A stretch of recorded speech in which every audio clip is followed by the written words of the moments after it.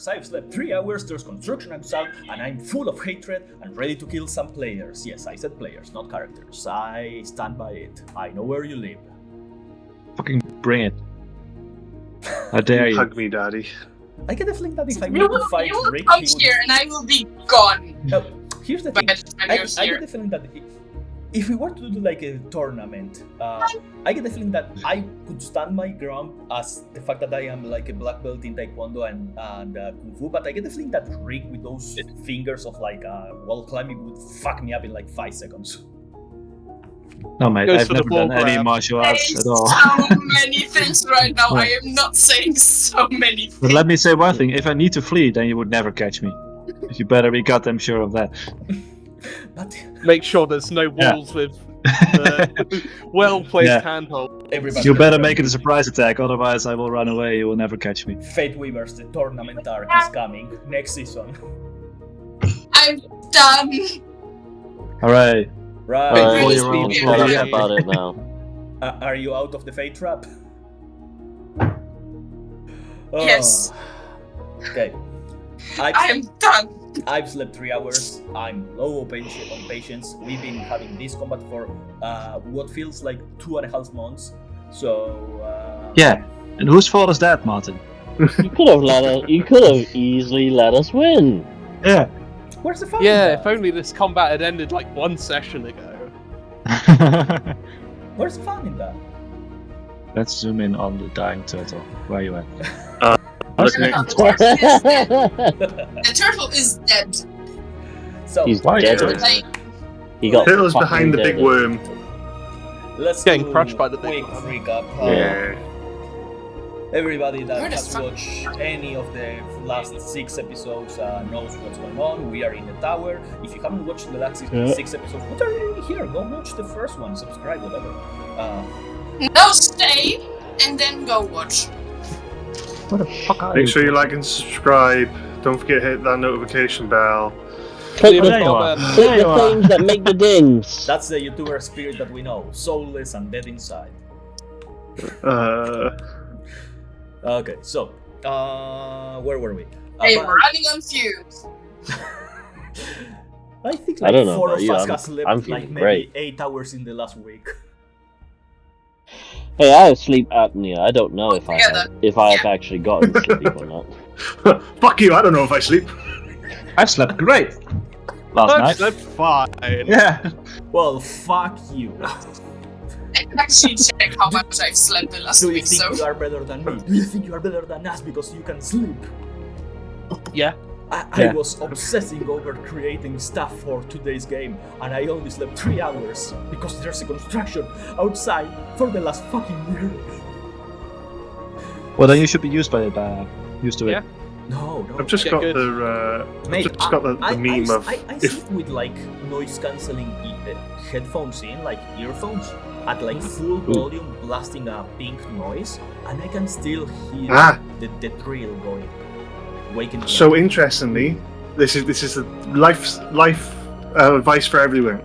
You shouldn't listen to any sort of white, pink, brown music through the entire sleep cycle, because halfway through it will disturb your sleep more than it will improve it. So you should listen to it at the start, and then you should cut it off, and then you should sleep.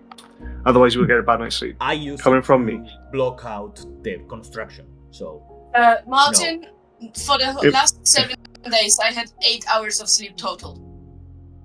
Embrace the darkness. that explains a little why her mind is on the Fade realm. Okay. Why so- are all of you sleeping like this? Like, what the fuck? I sleep well. Go to bed. I have a child, and I sleep well. You have Yeah, a you have an child. excuse. The other ones don't. No. My excuse is that I have ADHD and I obsess over things and I like the evening and don't want to go to sleep because sleeping brings the next day. Oh, I have anxiety.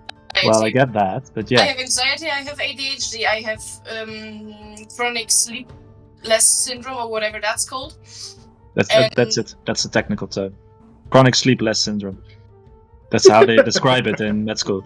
Welcome to Fate Weavers, where we talk about our issues for about an hour. Okay. Yay! And then I read for it, so that goes. Not good. And I also think.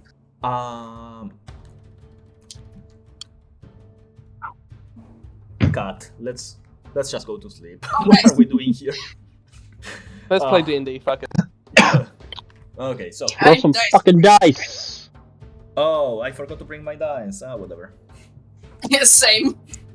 I want to touch the dead turtle. Fuck off.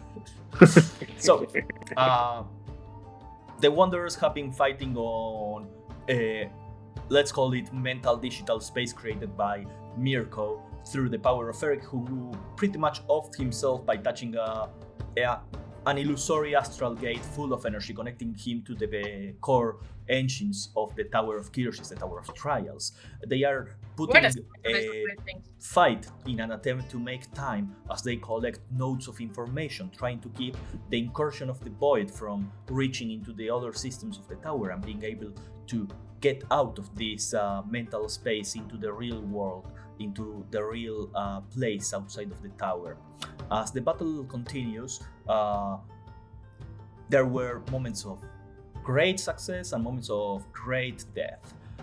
Last episode, we finished in one of those, where after Tiafia had appeared for Quottl when he created the time stop spell, Quottl started the last episode on a great row of success. Everybody was making great way. They were getting the control points, but as the 10th round came, the odds became harsher, and pretty much what ended up happening is that the chances of summoning creatures doubled as time continues, as the incursion of the void gains more access to the systems of the tower.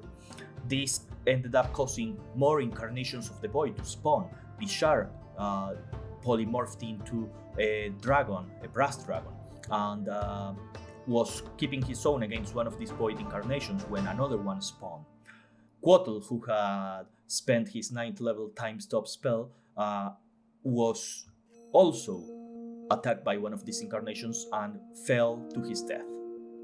As his body lays next to Tiafia's spirit, we also have Kauliki, who is also on her 6th death saving throw, as she cannot physically die as long as there is a feline beast walker within range.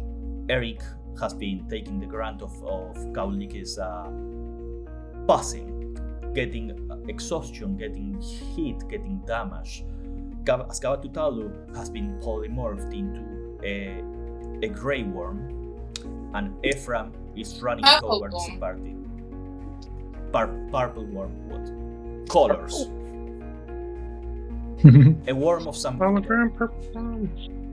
As the battle continues, we are now on round 13. Gaba, you just took your round last session, and you had to choose what to do. Uh-oh. You chose to attack. And that ended up causing Quottl to die. You are breaking so much. You're causing Quottl to die, Colin. Stop doing whatever you're doing. Yeah. Can't hear much. We go to on my right. Ephraim currently has one node, and he was on his way to try to deliver some more nodes to M.I.R.K.O. The party had used this round to have M.I.R.K.O. Create the protocol, the firewall that would get the incursion purged. The chance at the moment was 39%, and it failed. That ended up causing necrotic damage to everybody, and ended up causing some of the systems of the tower to fail, as 2 control points go completely black and are no longer accessible. Is this really what Ephraim looks like? I don't think I've ever zoomed in on him quite like this before. That's Did just you know- a generic mini that we have for Ephraim. Yeah, giant like. I think he's been a right. stand-in, to be fair. And he's also Yeah. Right now he's That's he's effort for enlarged. you. So Mhm. Ephraim's plan was to keep moving, grab some notes, and deposit them. He will have to give me a quiz check. So Yeah. roll me Oh dear. an Yeah. acrobatics. Jesus Christ. I cannot listen to you with that. What do I do? Martin, like every other word keeps cutting out when you speak. Oh.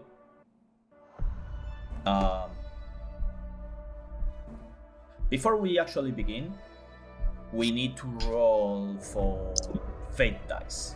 So everybody grab a d8. No, sorry, that's the wrong campaign. Ignore me. What? Ignore me. Ignore me. Okay, so give me an acrobatics check to see if Ephraim can squeeze through.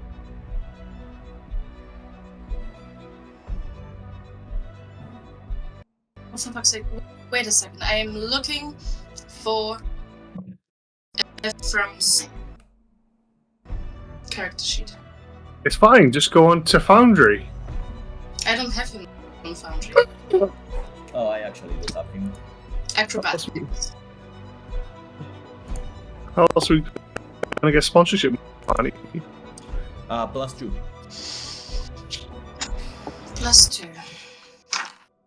Bless. Ooh. 18. That is fine. Ephraim can squeeze through. He's able to deposit one node. Becomes smaller. Yep.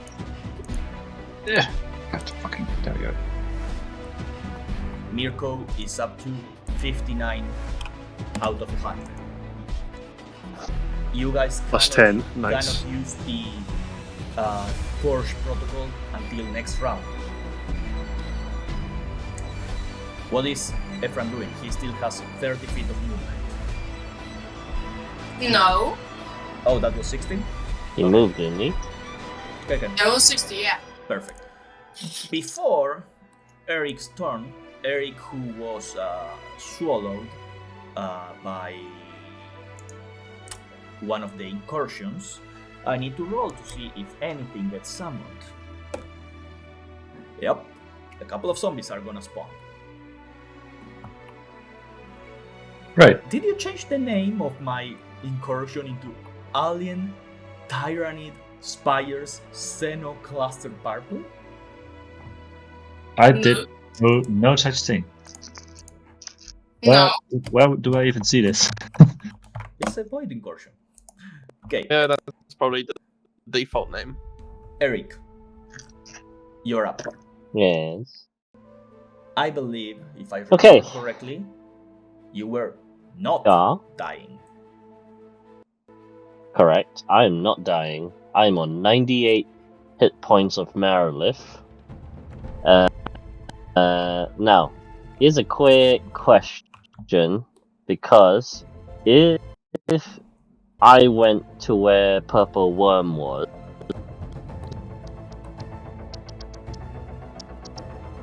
how easy is it for me to actually stretch?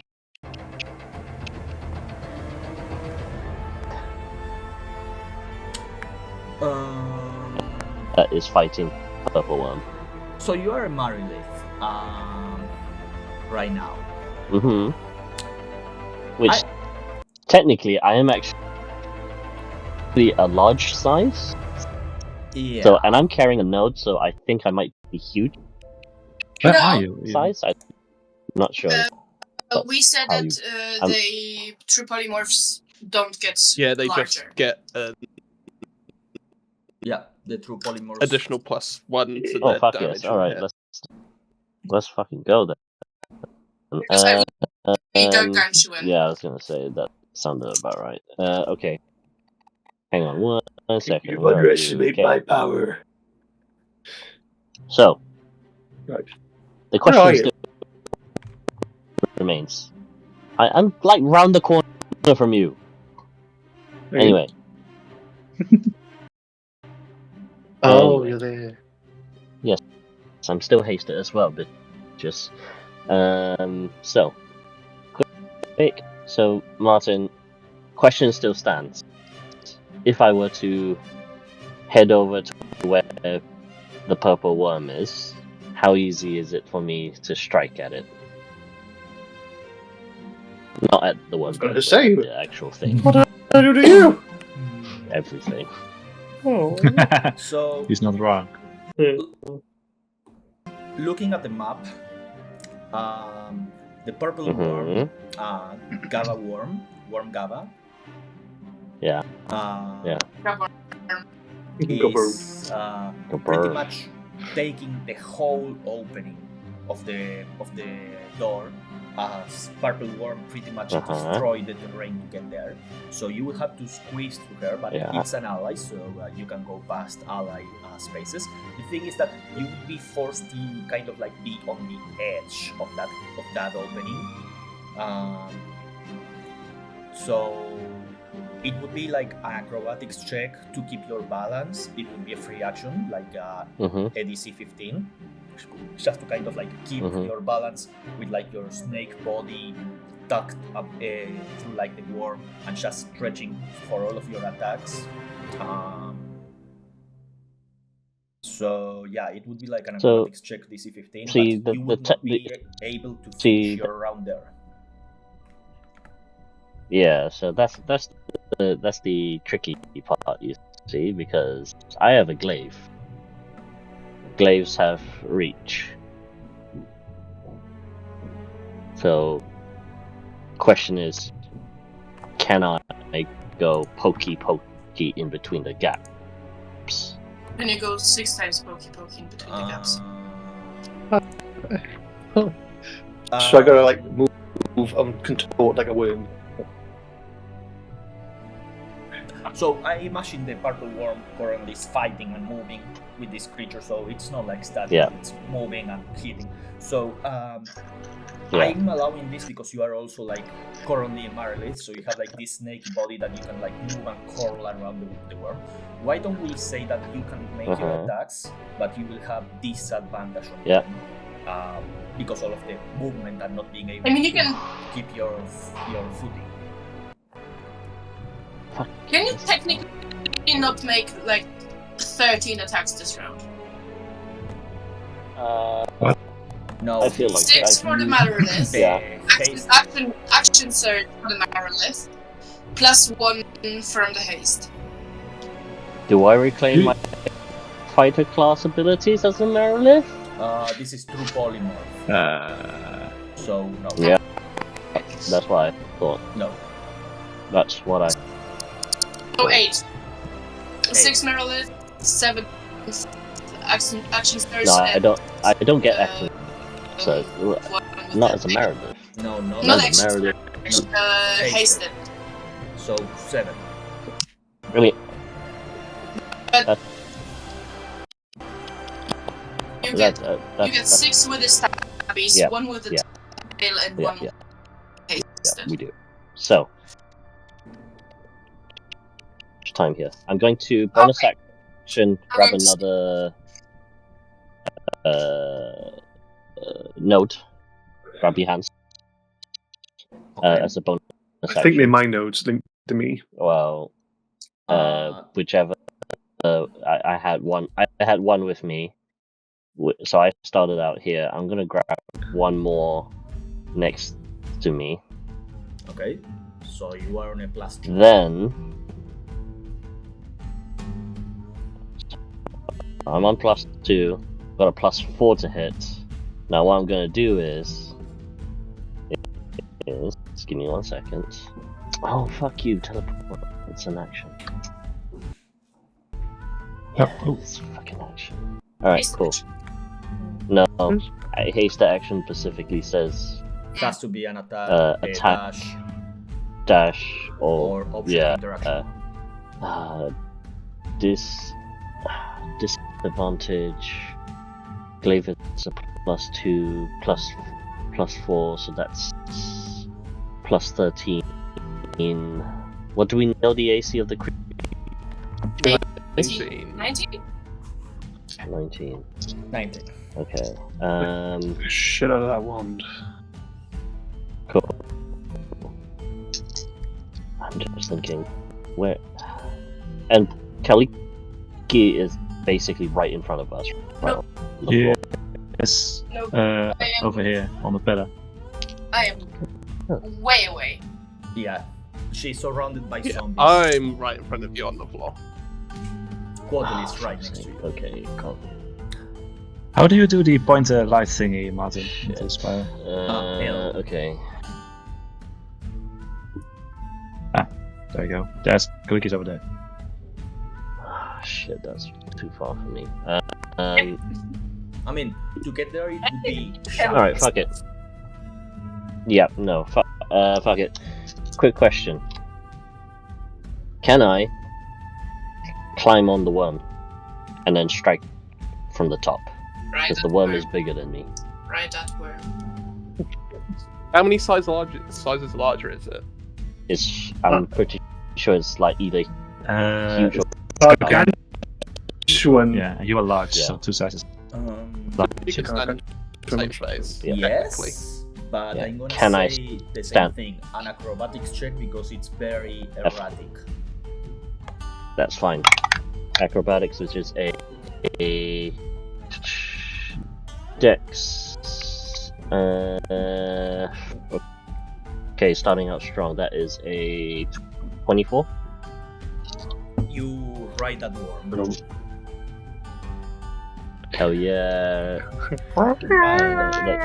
Also, the incarnation of the void has Yep. a 22 AC, not a 19. 22 AC. All right, let's fucking Since go. when? All right. It was 22 save. Yes. Nope, I get the. I No, think sounds- you are thinking about the other creatures. Right. 22. Okay, so plus 9. So what did we say? Plus 13 to hits. So first one is plus 13, 29. Yep.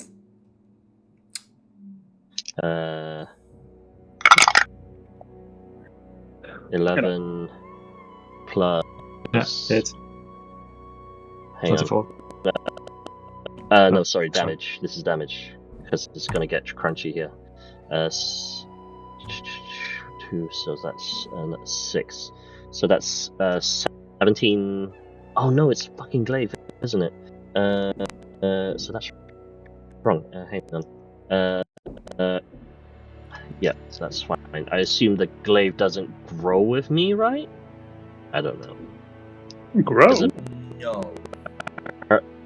Yeah, no, because the Mariliff's... Yeah, because the Mariliff's longsword is a 2d8. Yeah. No.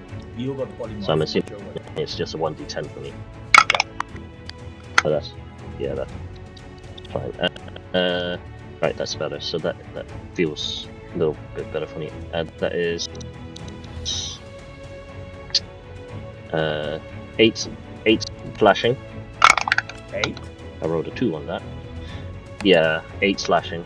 Okay. Because 1d10. Yeah, but like That plus your was... strength. Yeah. Oh. But Mariliff's strength is plus 4. Oh, okay. We're taking the stats of the Mariliff, right? Yep. Not mine. Yep. And I'm taking into account That you roll is a the plus 2 weapon and you roll the 2, so yes. plus 2. Yeah, it's. Oh, do I get a plus 2 from the notes as well? Yep. But then be another 2 on top of that, so that's 10 Okay. actually. Second hit is 23. It's better. Same thing. 10. Okay. Natural fucking 20. Let's go. So Let's that's, fucking go. Crunchy crits, which is a 10, 13 plus 6, that is 19. 19. No, That wait. Is Because a the critical hit is Oh. 10 plus 2 because of the weapon, plus 4 because of the Mariliff, plus 2 because of the note. Yep. So it's 18 Yep. plus what you roll.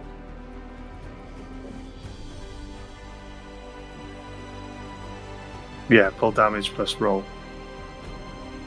Yeah, that's what I just did, which is because You're saying that you D10 rolled the 1 on the D10? plus what I rolled, which was 3. Okay. Gotcha. 22. Gotcha. No, 21. I can pass. Okay. Okay. Fourth attack. We're on attack 4.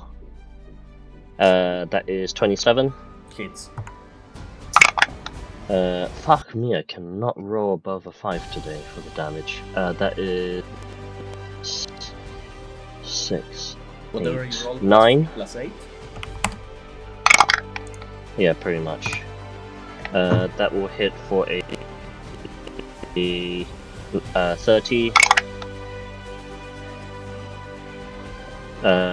Finish your dice.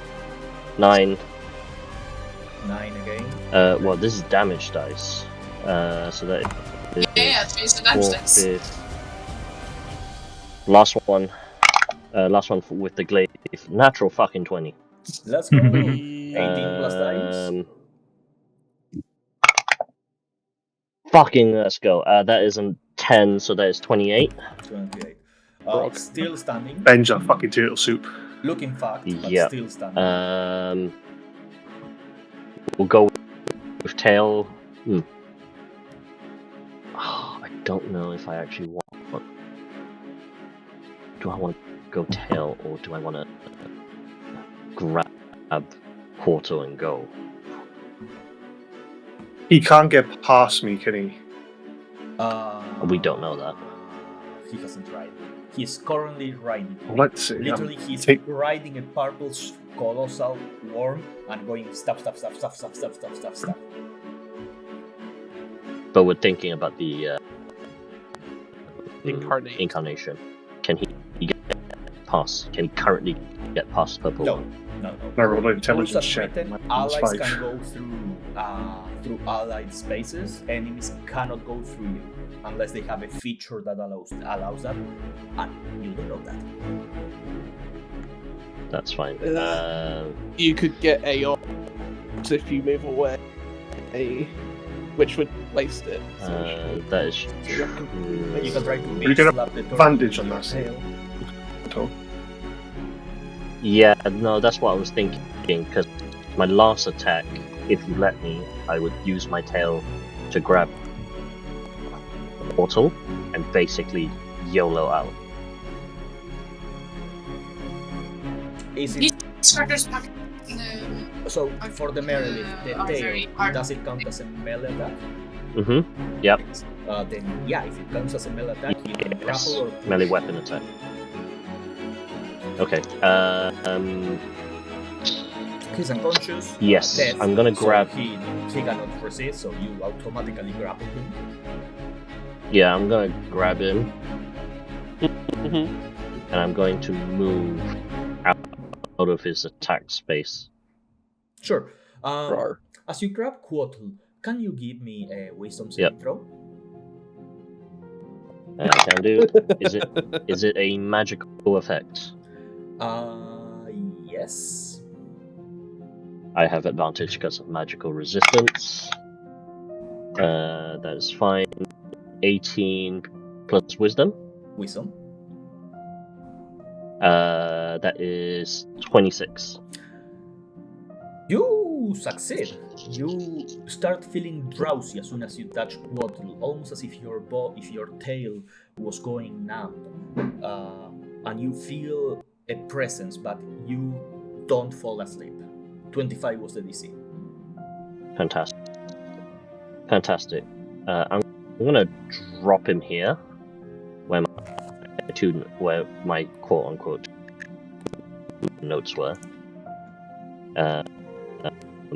Now the question is, does the incarnation attempt to attack me? Because I wouldn't leave its threatened attack range. It would. Yes. Go for it. What's your AC? AC is currently 20. Look at that. I rolled a 5 plus 15. Reaction parry. Oh. Okay. We'll add 5 5 AC against the attack. Okay. This is from the Maryless ability. Okay, cool. That was you, Erik. Kauliki, Yep, that's me, done. at the end of your round, What can I do? at the end of Erik's round, activate. Zombies are gonna munch on you. You are now on 7 failed saving throws. Roll me 2d10. Erik is gonna take that damage. Yep. Oh wait. Yeah, no. Erik is gonna take that damage. Yeah. Roll. 1. Well, Oh, I could have teleported. Fuck. But that'd be my whole action. That's the problem, I think. Yeah. Do I do anything? You What can can I roll do, those Martin? 2d10 and deal necrotic damage to Erik, and then give me a death saving throw with disadvantage. If you fail that, roll another 2d10. Can I do anything, Martin? Yeah, sure you can. You can die. Die That's harder. basically how that interaction went. Wait. Die harder, hurt your friends in the Yeah. process. You are Did currently you literally take being, the 12? you are being eaten by zombies currently. 17 and 12. So 12. Succeed. Okay. Oh. So Erik only Nice. takes those 2d10 necrotic damage. Kauliki, keep in mind, number 7. How much was the initial Well, damage? 12. Okay. so I'm on. 6. I'm 7 failed and 1 succeeded. Good. Get that 20. Yeah, I'm so hoping for that. I would need to roll 2 natural 20s. This brings us back to Bishar. Alright, will I let you know, think Rick, I will. after this turn, Yes. not only all of my creatures go, I have a chance of summoning an incarnation of the void again. Yeah. We've got to try and just Yeah. survive this round. I think Fishar will just continue on his attack against this incarnation of the void right in front of him. Sure. That So was, first of all, I will use my frightful presence. Apparently, so any enemy I can see. Pretty I think much everyone in the Uh, room. and remember, I that's I different don't quite have life side, but legendary any enemy within actions. 120 feet I already spent all of my legendary must Yeah. make a wisdom saving throw. wisdom. That's What? that's Sorry? just part of your right? It's No, part of, no. it's part of my attack. Yeah. As part of Yeah, the stat yeah. block. Multi-attack. The dragon can use its frightful presence, and then makes 3 attacks. That's my action. Okay, what's the DC? It's DC 18, and for the incarnation in front of me, it will be 21. So 3 higher. The incarnation in front of you succeeds. The incarnation in front of the purple worm fails. Everything next to Kauliki fails. Great. And all the zombies, the packs, I think they will fail automatically, I presume. Yeah, right. So the ones that fail are frightened of me for 1 minute. They can repeat the saving throw at the end of their turn. Hey! Oh, Oh, Oh. no, you're fucking Do we up my need to UI. pause for you to Fix fix it your up. UI? Yeah, exactly. I will let you know the incarnations are immune to fear. Ah! I mean Boo. But that's the information. but the ads No, everything else is around What? leaky. everything else is afraid. Immune to fear. That's some grade A bullshit right there. Alright, but then I will make my 3 attacks. So the armor class was 22, right? For the Forgot to inclinations. move Bryn's Helpy helper. helper. Helper. Box. Gundam I box. forgot to move the box. Make the box move like 30 feet closer to the action, wherever they are. I don't know where they are.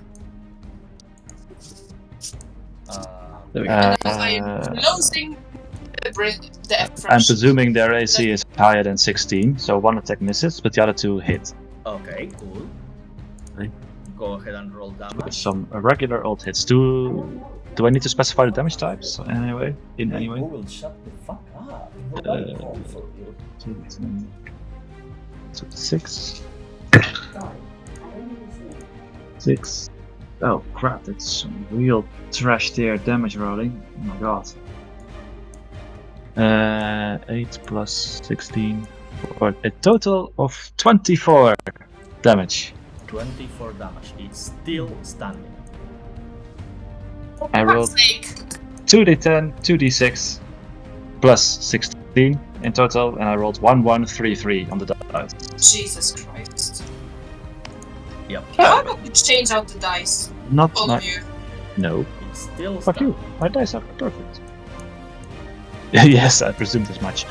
I don't have a useful bonus action right. Would it be possible for me to use a spell I don't have prepared currently? Yeah, probably won't. Yes. I know, doesn't matter. But we are going to do a Incursion Devil's spell. Bargain. What's the level of the spell? Because my Devil's Bargain is 1 exhaustion point I believe it's first per level. level of spell. It's first level spell. 1 point of exhaustion. So it would be 1 exhaustion point? Yeah. Don't like exhaustion, Martin. I already have way too much. But Oh. did this be used? Yeah. Alright. Would this be worth my... I forgot the word. Divine inspiration point, or whatever it was called. Heroic inspiration. That's the one. If it's Devil's Bargain, shouldn't be. Yeah, you can Sorry? use a heroic point to do something outside of Here's the my realm Devil's of normal Bargain. things. Yeah. Alright, I would like to spend my heroic inspiration to swap this prepared spell hold person for healing word, Nice. Yeah, sure, no problem. if I can. How- Alright, and like, how would this present itself? Would there be like some sort of like star alignment somewhere? Would something change? How does Bishar change this spell in the moment, paying a price? whenever Vishar enters his starry form,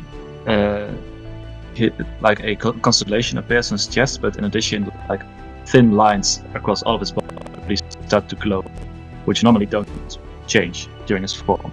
This time, some of these lines start to fade out and other ones form again and reweave the patterns that cover his entire body to signify the change in prepared energy, basically.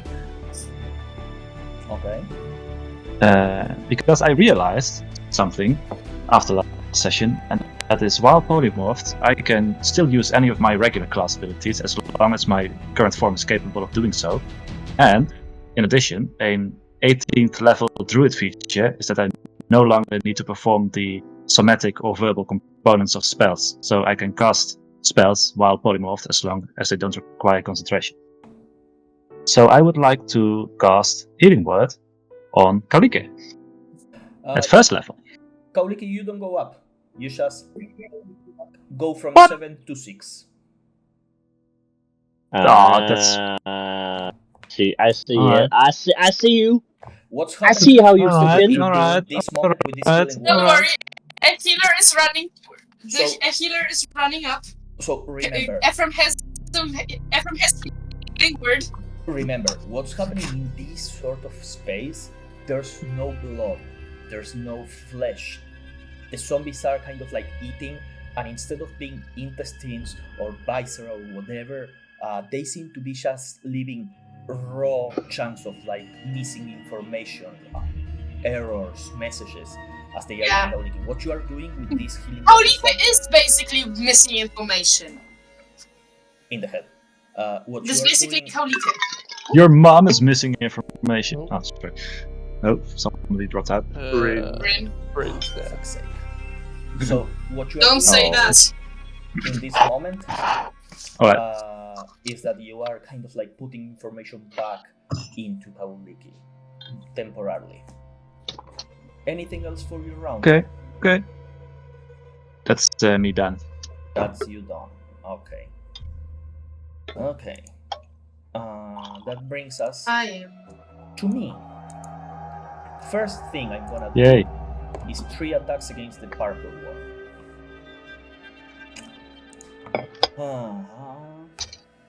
How about 23? Yeah. How about 31?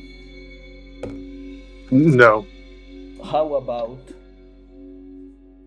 34?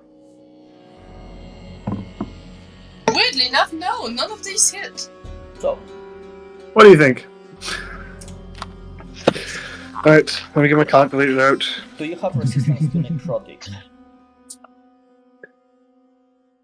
I don't think I purple there. I don't think I got resist.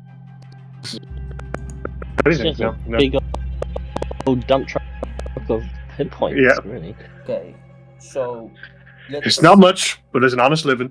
Hidden.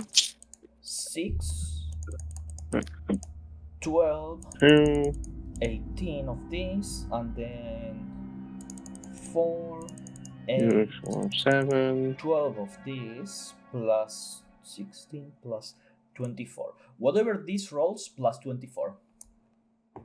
Say that face number. Whatever plus And 24. 38 points of damage. 238 points of damage. 138. Oh, that's great. 138. Yeah, that's fine. And now we will follow that with Just get a dexterity this done. saving throw for a cone of void. What saving throw? Dexterity. Fuck. So can't convince his strength. Being a real fucking Wait. strong way Hang with on, it. Martin. I thought you said the worm was wiggling all over the place. Isn't that dexterity? No. Sorry. What's the silent treatment? No. He's already planning where to put the new minions around me, so he can fuck me up. He's planning out the incarnation of the void. Number 3 Yeah. location. Oh yeah, 100% he is. So, did you roll So- the dexterity? David, we don't have to worry about that. We're just corpses. So I've got a -2 on dexterity, so I rolled a 13 for 11. Jesus. 40 points of void damage. Now you can roll. Followed by a legendary action from okay. the How do you Incarnation do of that? Void. Because you just... Can you do your legendary reaction just after your own turn? Yeah.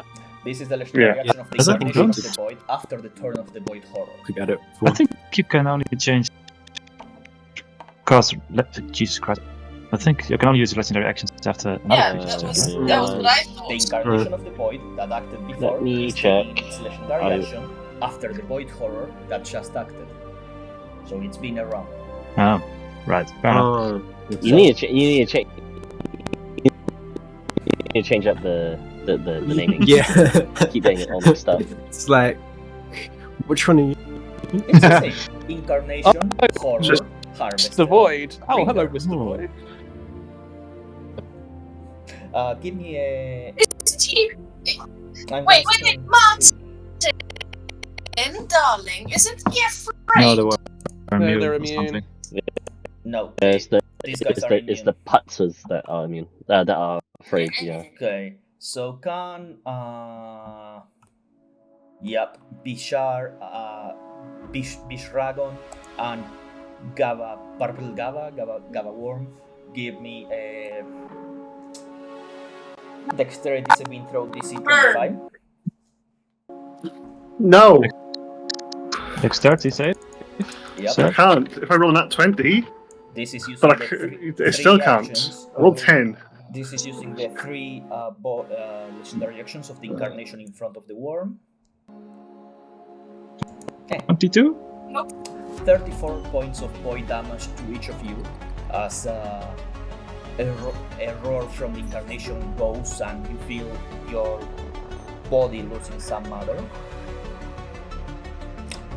Well, that's all pretty gone from that one. And now the other incarnation is gonna go against Beast Dragon. How about the 19? That's fine. Dude, I can kill him. chill. Nope. What? Sorry? How about the 19?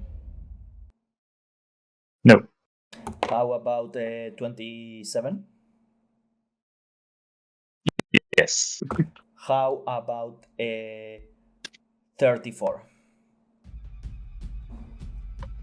No. Chill. Are you resistant? So to yeah, 2 necrotic? hits. I don't think so. Okay. No. And 12 of Alright, these. just I am resistant to the bludgeoning. To Using bludgeoning? slashing magical, part. right? No, You're all of resistant to them. bludgeoning? All. yeah. Okay. So You you fucking. are, Oh my you god. killed me right now. you are gonna halve the d6s in that case. So you are gonna take Ugh. a lot of damage. D6s. I couldn't read that. How much D6s there were? That number. So it's, I'm gonna say number by number. Actually, let me do the math quickly on my calculator. So the d8s, the necrotic, this is 7, 6, 3, 8, 6, 4, 4, 5, 5, 4, 2, and 8. 62 points of necrotic damage. Okay. 5, 4, 1, Come on, you could have done 5, better. 6, 5, 4, 4, plus 16, and 50 points of bludgeoning damage, half to 25. How much? Sorry, 50, so 25? 50, Alright. half to 25, yes. Alright, is it okay if I use the average of 43 for the sake of concentration checks? For 2 attacks? Yes. Alright, then I succeed automatically on both of them. Okay. The Void Harvester is frightened, so it's gonna run away. The zombies are frightened and the zombies are dumb, so the zombies jump out into the ocean rather than running to the other side. That brings us to round 14, but before that, a couple of things are going to happen. First of all, legendary action from the Incarnation of Void right next to Bishar. Purple Gava and Travishar give me dexterity saving throws. I don't want to. This I think this is fine. totally unfair. I'm just a little worm. He's just a little guy. I am. Just a little guy trying to Nope. Just having some. enjoy my Try to life. have some good times. Right. So I don't think it matters because Nat 20 is obviously done automatically pass. But I got Nat 20 for an 18. Yeah, no. I failed the dex save. 47 points of void damage on both of you. You think 47 or 37? 47. 47. Oof. Well, my 69 47 is the highest amount of damage I can take from one hit and still succeed automatically on a concentration check. Oh, fuck. If it was one higher, then I had to make a save. Yeah, 47 points of damage. 22. And then there is one control point currently occupied. 47, oh my god. So, who wants to Question. roll me a d10? Oh, sorry, there's two. Not me. Before we get to that question, Yes. how if I remember correctly, Oh crap! whilst we are polymorphed, levels, +1 quote unquote, the levels I can still distribute as a monster, correct? Yes. Okay. Legendary action. I'm gonna drop 2 levels into And I don't know, since like an I Ephraim, went because I ahead think with all of the creatures, you could have Deal. taken a total of 3 legendary actions, just so you know. that's fine. So I think Ephraim's the only one left that's still below 20. So I'll pop. Actually, here's a question. I've got a real stupid one. Can I? And I don't know. This is 100% pushing the boundary here. Would I be able to send nodes into Kaoliki? No, into Quarto's body to heal him or bring him back. Or if not Quarto, then Kaoliki. Is this something feasible? Because, as you say, this realm is a digital construct, which means if it's a digital construct, that whilst I am linked to M.I.R.K.O, means I should have some realm of control or imagination to change the nature of the node into healing. Give me an insight check. I mean, if all else fails, you just going to become like a really good bag. While you're marking this out, is it too late for me to retroactively use a legendary resistance on the cone from just now? Because I forgot I had it. You weren't attacked by a cone, you were attacked by the dark orbs. Yeah, it's still a saving throw. Yeah, this deck save I needed to make just now. What? Sorry? So yes, you would be able to, yeah.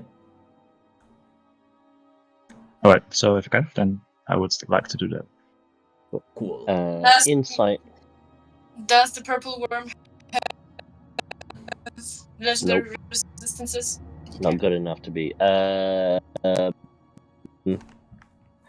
It is a 16 on the insight. So, in this moment, you feel the connection to everybody through the bracelet. Even though you have been polymorphed into a Marilith, the bracelet is still in one of your 6 arms. So you feel what Purple Gaba is feeling. You feel the pain from Bishar. You feel the breath from Kaoliki, even though she's dead. But it's almost as if I'm going to put this in video game mechanics. Kaoliki feels as if her character is dead, but the player is still logged in. Quotl feels as if the player logged out in a fit of rage. So even if you were to whisper to Quotl, the message would not arrive.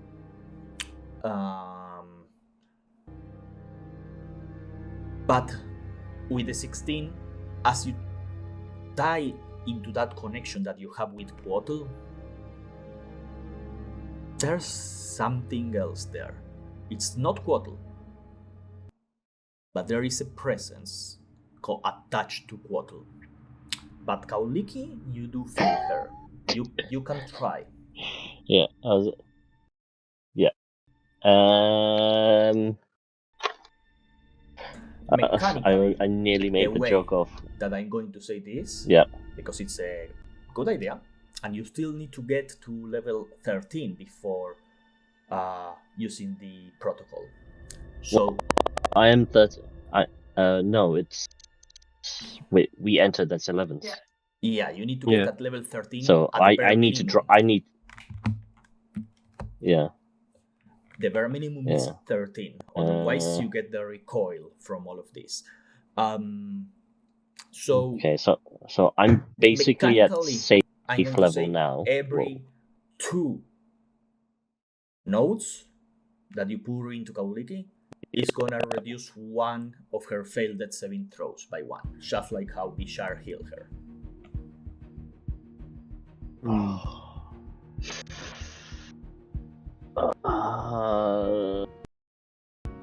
How bad of an idea is it to enter into another pack? Another one. Another one. Look at it. Probably before another pack appears. Trying to think. Where are we now? With okay. Okay. I'm going to drop 2. Yeah, I'm gonna see if I can basically transfer my nodes or levels, shall we say, into Kauliki. Why don't you give me... I'm getting an Arcana check to try to bend the rules. Okay. We will say the DC is 10 Sure. plus whatever Kauliki's Yeah. death level is right now. So it would be a 16. Which Arcana. is And 16. But I am Okay, on one okay. state. No. Yeah. And technically, you do have a +2 because of those 2 nodes until you transfer them. Okay, so 12. So I've got a +6. Okay.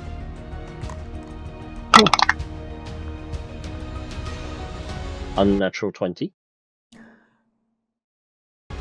2 of the nodes that you currently have immediately dissipate into the air.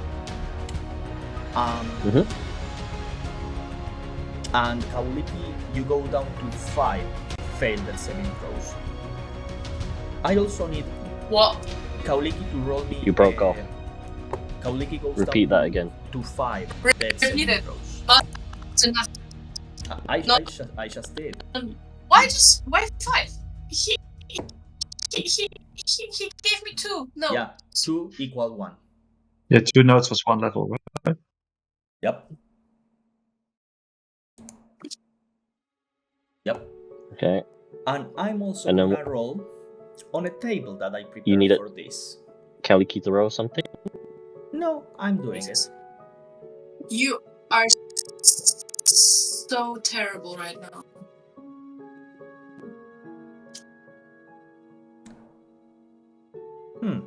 Is it on? So, Hell, Kauliki, you are conscious through all of this. you are conscious as you were being eaten by those zombies. Nothing new. Kauliki's been through. As you feel closer to life, but still so close to death, your wings become gold. You can no longer fly, but if you were to sell those, you would get a lot of money. As a wild magic sword happened. Oh. Money, money, money. Lots of money. Yeah.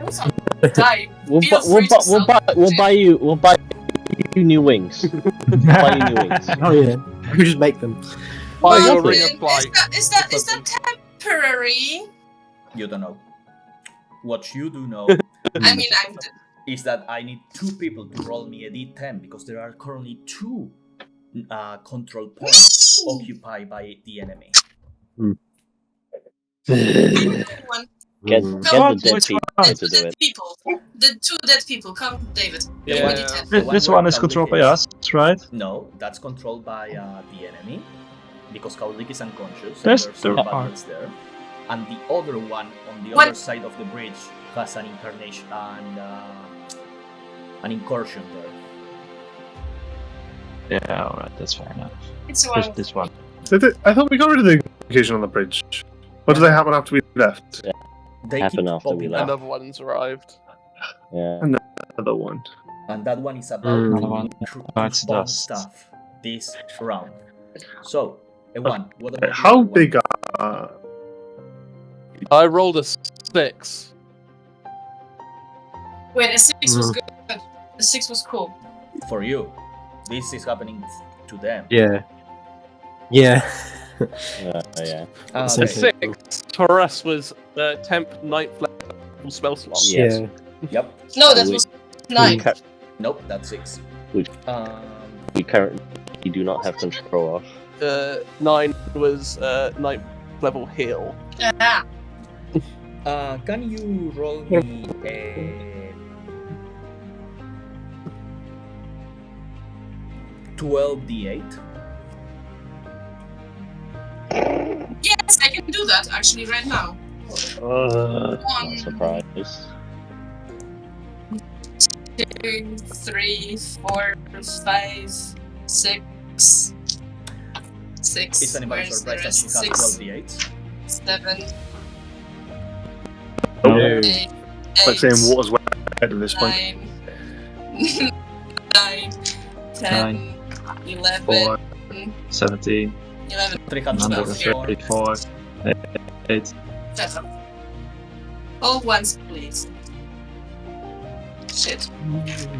Someone count. 1, 10, 2, 2, 10, 20. Okay, like 20. What kind of d8 are you rolling? 30. Shut up. 30. 40. 40, 51. Okay. I did it all by myself. You are a good Woo! man. Woo! Funny thing is that it's not the worst that could have happened. Bad thing is that both incarnations of the void, all harvesters and all horrors heal for 51 points of health. Yeah. 41. 41. Okay, sure, 41. Oh. Okay. That brings us to round 14. Gaba. Question. And Is this creature a large you can or use the small creature? Sorry, this is a new round. You can use the Porsche protocol again. Purge it! Fuck them. Do it! Is it an I'll do action? It is a legendary action. That Or is it a Mirko- bonus action? Mirko can do it Legendary. once a round. Reaction. We, Purge it. we, I will. Yo. Can I do my action first? I want to be able to multi-hit. I want to be able to do something before I die. A large or small creature? Fuck is large, isn't it? It's huge, They I are think. huge. Fuck! You It's cannot. fine. True. It's fine. It just means that I can't swallow him. But that's fine. I will use multi-hit. I mean, do you want to be Right. swallowing him? Well, Yes, you Or do. give it, maybe I'm just or a bit give him more- the old hungry. hot Right, 17 plus 14 to hit. So that Hits. is 20, 31 to hit. That hits. I'm 31 a child. for. Can you give me a. It doesn't matter, I can't swallow it, can I? Okay, so. got hooked on a hang. I've only got one D8. That seems like a little short. Oh no, I don't. There's another one. And there's another. Right, 3D8 plus 9. Oh, you don't Ooh, have that's good 14 rolls. D8s? No, I know. Shame on you. I have 14 D8 on this dice. Probably do it. That's though. 19 plus Present. 9 is 28. So we take 10 damage. 28. Okay. Let's roll again.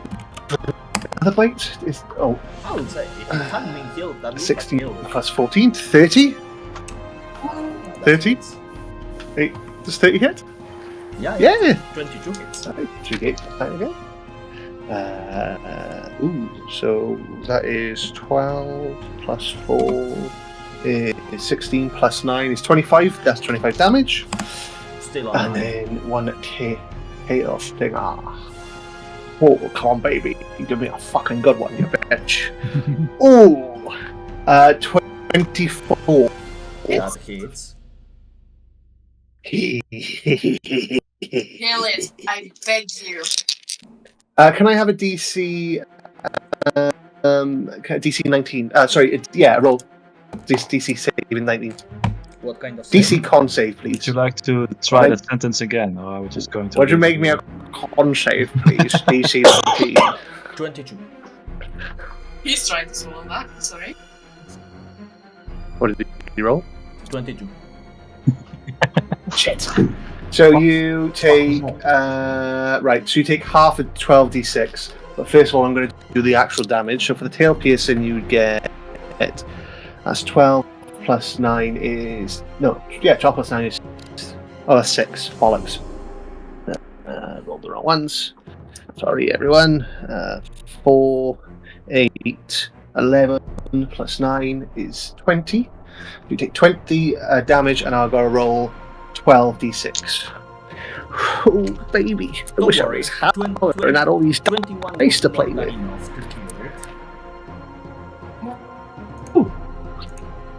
Just fucking stab it right through his, whatever I presume is his heart. About goddamn time. You kill that one, and a total of. I guess that's what I meant to make. A total of 25 nodes pop in front of you. Jesus. If only we could somehow dump them all. Now, I'm going to ask a crazy question. For a bonus action, can I gobble them in my mouth? Because I got a big mouth. You wanna gobble all of them? All of them. What's the worst that can happen?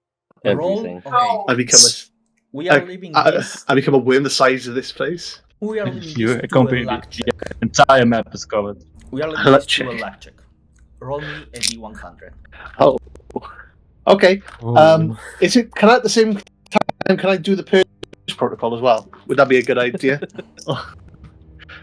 You know, like as I got the scoops, I'm like, purge, bitch, and I scoop them up with my mouth. 00 is 30. Put on these notes. 30. You start eating those nodes as soon as they fall. Like, you literally eat through the incarnation of the void, and as you are eating, its body gets crunched into the nodes, and you just keep going and eating all of the nodes at the same time. Purple Gava starts growing in size. Purple Gava becomes red, and then black, a black worm, and then it starts twitching, and blood starts spattering through all of the wounds that have been opening, just pss, pss, pss, as Purple Gava explodes. 60 feet radius. Oh, come on! For fuck's sake! I'm pretty sure bodies don't explode around corners. I don't think that's how that works. Yeah, no. Yeah, I am round a corner. So what's happening is that you are destroying the walls, you are destroying the control point, you are destroying everything. I'm gonna need you to roll 10 d20s. I beg you, please roll ones. Could I go find? I have dice that I bought specifically for when I ever DM'd to kill people with. Should I go get those? No. Right. Did you say 12 or 20? 10 d20s. 10 d20s. Right. So I gotta roll these 5 times. Right. So 15 plus a 3. For people, make note of these and then add them 18. Up. 7 plus 4. 11, 18, 29. 2 plus 13. 15, 29 is 44. Nat 20 and a 9. 73. And then you push a 9. If you push me out my 9 and 18. Marilith form, I'm gonna kick 9 you. and 18, you said? Yeah. So 27 for 100, exactly. Oh! Look at that. Looks like the Right in average. middle. Everybody takes 100 points of damage. Necrotic. God damn it! I know exactly. I got pushed out of my Merilith. I lose concentration on body morph. Oh shit! Shocking.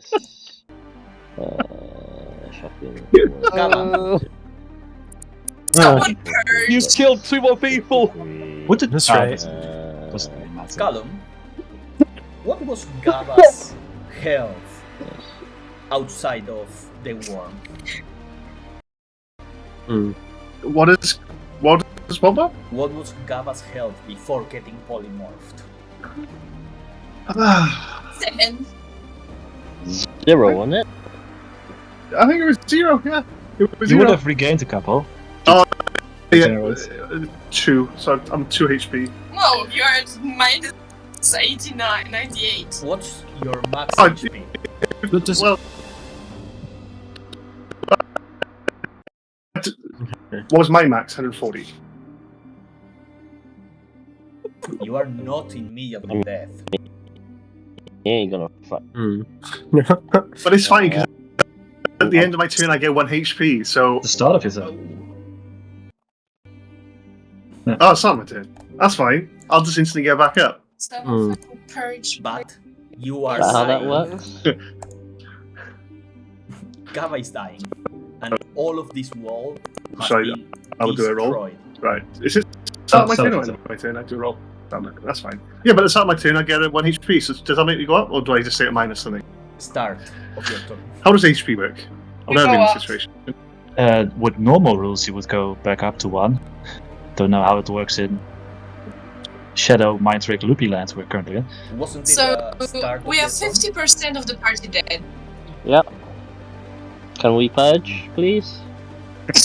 Gonna first? Right, at this point we gotta pull the goddamn trigger because everyone's dying. Gonna Yeah. first. I mean, Okay. This is like. This is I any could- chance. oh, before we say it, I do have 27 nodes on me. You're down. No, those You're nodes imploded. dead. Those nodes imploded. That's They are fine. no So longer just double check. They were lost. You Just want- destroyed You're the dead. wall. So if this first protocol fails, I'm going to spend some time destroying the wall. The Well, magic number anyway, is- I'm out of my Merilith form if that helps you, Martin. The magic number is 59 or lower. All right, Rolling Okay. it. you rolling or? He's rolling. All right, we got it. 31. Jesus, Fuck for yeah. that. Just Whoa. just zoom in on Gava. Jeez. That's what Gava's emotions are right now. If anyone What? wants to. 31. I'm gonna take us out of the initiative now. And this is what happens. As Gava At this implodes place, and we're everybody's almost dead, Kirschis looks at M.I.R.K.O and goes, "Activated!" And M.I.R.K.O goes, "Enacting push protocol for the second time. Oh, no. As energy starts gathering in the kitchen where M.I.R.K.O is, something goes wrong. You see Ephraim. Don't you fucking do that. No. Ephraim. Don't you do that. You see, you were standing right next to the door. Coming from the Yep. side of the bridge, you see hundreds of zombies that I've been summoning every round. And they start swarming you. Ephraim goes unconscious. There's no way of you to resist this swarm of zombies, and they start hitting against the door. They break through the door as the energy begins condensing, about to go. It's taking longer than last time because You want to kill us. there are a total of 3 control points that have been permanently damaged. As the energy is not dissipated in time, Kirschis is just putting himself as a shield, trying to keep this swarm of zombies as M.I.R.K.O tries to finish the process. During this time, what? You are dead. Yep. Your body is laying on your back of your shell. But even though the life has been extinguished out of your eyes, everything is black except for a single figure. You see the silhouette of Tiafia just crouching on her knees. Her hand goes and grabs like her ethereal dress and just tightens it up underneath her knees. As she lands, and you see her face goes close to your ear holes. She seems to be saying a couple of words, but you don't really listen to what she's saying, except for a single phrase. She goes, "Get up. Keep going. It's not over yet. You owe me this. Get up, or I will make you suffer for all eternity. I have your soul. I can keep reincarnating you. I can do whatever I want with you. Get up, or I'm going to stop being nice. Get to work, fucking little brother."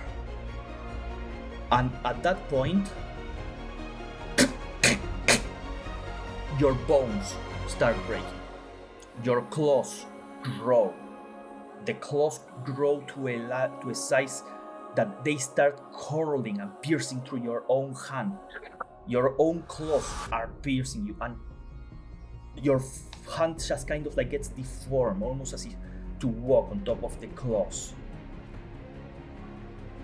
Your neck grows larger, almost as if it was too big for your shell. You feel as if your shell was like put in a dryer and just became one size smaller, as if it's too tight for you. It's hard to breathe. You try to breathe, but it's almost as if air is not coming into your lungs, as if something was just piercing you. You feel as if your own shell has become an Iron Maiden, collapsing your lungs. Your body is too big for this shell, but the shell that has protected you for all of your life now feels like a prison that you cannot escape from. Your neck snaps and breaks. The hole that was open on your shell so long ago, skin starts getting right next to it and almost starts growing out. It's almost as if a tumor was growing and something was just mutating inside of you. But as you open your eyes and you scream in pain, that mutation seems to go back and fills the whole of your shell, almost as if your skin solidifies, forming a second shell inside of you. Quote, you become a new race. You are no longer a turtle fey anima. You are no longer a beast walker. You are a reborn beast walker. You lose two of your racial features, your claws and your tuck inside your shell, and you gain two of the racial features from the reborn race.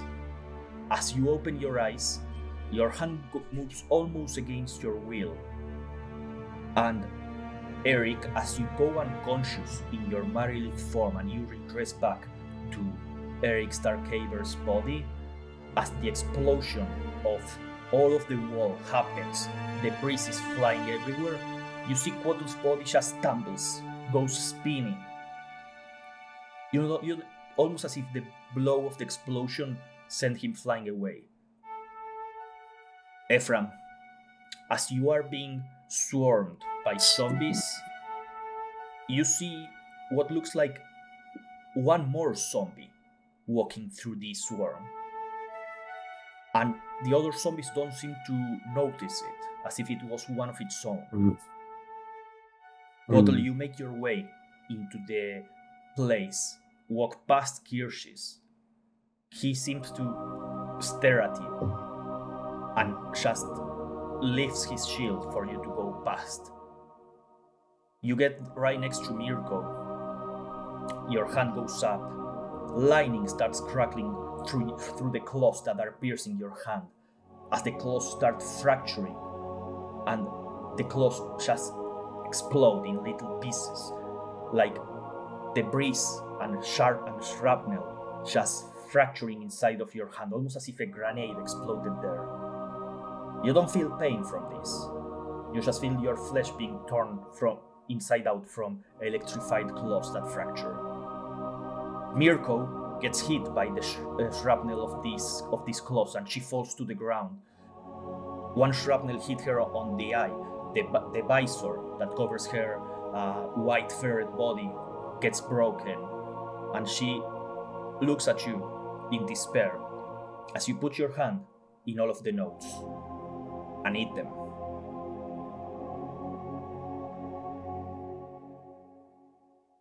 Everybody loses consciousness, almost as if a TV was plugged out. Kaulike. I don't like where it is going. You are in a place that is complete darkness. Almost as if you were in a sense deprivation chamber. You don't feel anything. The only thing that you feel are blood coming out of your body. Everything is just completely new, but you feel warm in little places, and as you move your hands to touch you see that it's warm in the places that you had been attacked priorly. Attacked by who? What? Who? What happened? Everything seems so distant. Everything seems so mundane, so ethereal, so harsh, so complicated. Why? It's maybe easier if you just go to sleep. Give me a wisdom saving throw. Yeah.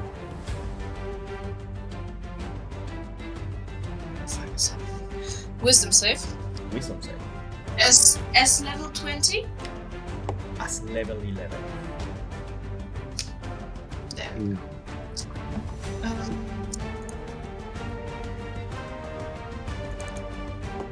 Save, that's 18. You managed to fight that thought of drowsiness, that thought of if everything is too much, it would be easier to just go to sleep, and you open your eyes. You don't feel your wings, you don't feel your claws, you don't feel your form. Do I feel weirdly long ears? You feel ears that have started to drape down slowly, almost as if they were growing to a point that the muscles in your ears are not strong enough to sustain them, and they just start to fall down. Kaulik, I'll get back to you in a minute. Gaba. Oh no. You fucked up. You wake up to very intense pain. Your eyes come up and they go. It's almost as if you are fading in and out of consciousness. You look to lights. You look to a metal sheet as it's moving past buildings. You see what looks like AzerrA's face just talking to you, but you don't hear voices. Almost as if a face of regret and pain looking at somebody being transported to the emergency room. Your eyes go in, go out. You open your eyes and you see a very huge person with a beard that seems to be made out of metal and stone. As their hands seem to go into your body, you just go, no, no, and then something seems to grab your hands, unable to move. Then the face of this giant turns into the face of your grandmother. As you just hear a voice in your head, everything will be fine, my lovely Talu, just hang in there. As the hands seem to be moving inside of your chest, toying with your organs, rearranging things. You keep going in and out of consciousness, almost as if you were in an emergency, in an operation room, and the anesthesia was not working. You are fairly aware of what's going on with you. You feel your intestines being removed piece by piece. You feel something else being put in its place. You feel your chest being rummaged around, almost as if your ribcage was being rearranged. You feel a searing pain in all of the circuits that form your scars. And then the biggest pain you have ever felt in your life, almost as if your whole hand was being taken away, detached, as your skin gets almost like melted and then pulled apart by a piece of metal that just molded itself into your arm. You yell in pain and then fade out of consciousness. Bishar. Oh, it's me. You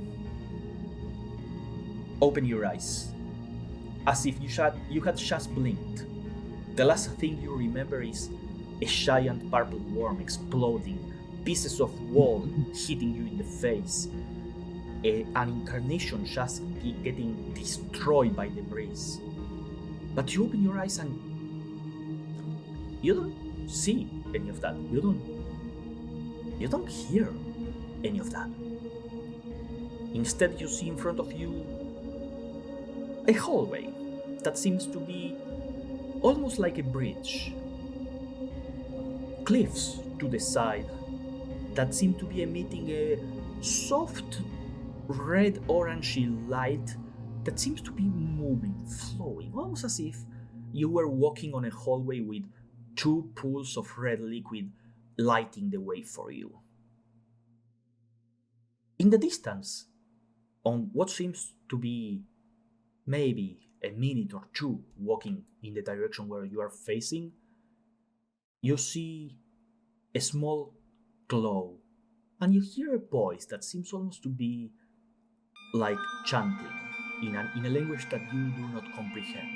Haras Karasius Barza Marquesu. What do you do, Bishar? Sorry. I slowly and carefully approach the source of light and sound. You start walking towards that source of sound. At some point, this bridge that seems to be so smooth, so soft, almost obsidian black, starts going into small slopes. Not steps, but still feels like a staircase. They seem to be soft and rounded, almost as if a slow elevation. The light starts intensifying as you come out of this elevation into what seems to be a platform. With Bishar's amazing perception, you notice two things in this moment. A glowing sphere of red, hot fire with what seems to be like roots of a tree coming out of it and rising up into the sky away from your eyesight.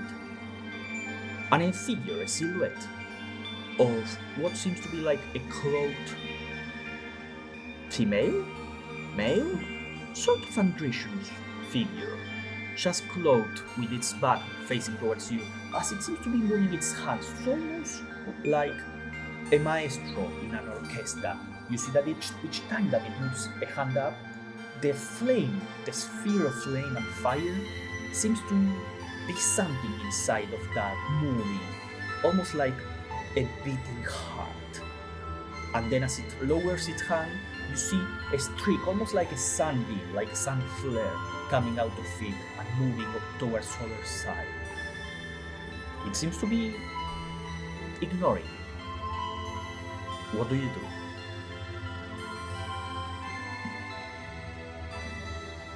Hello? Who are you? Where am I? Wait.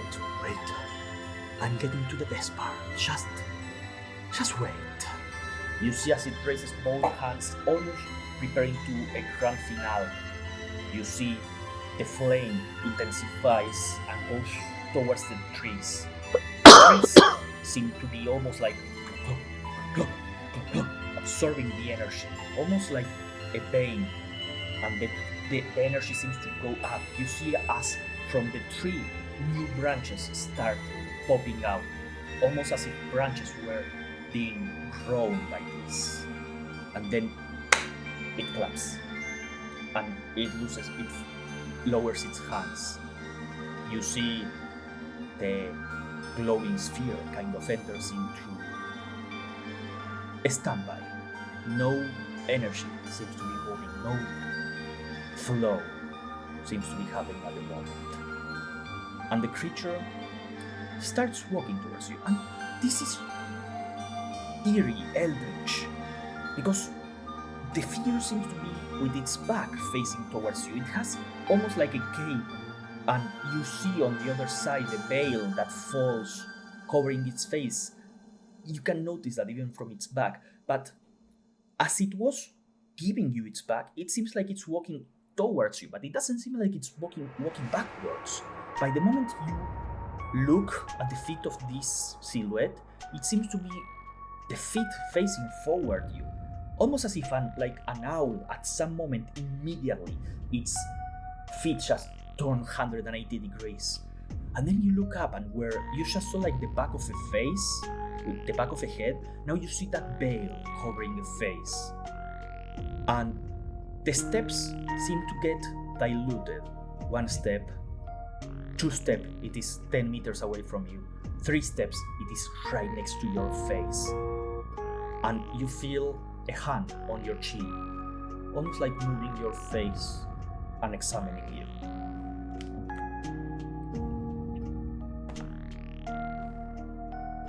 Do I notice anything special about him with my eyes?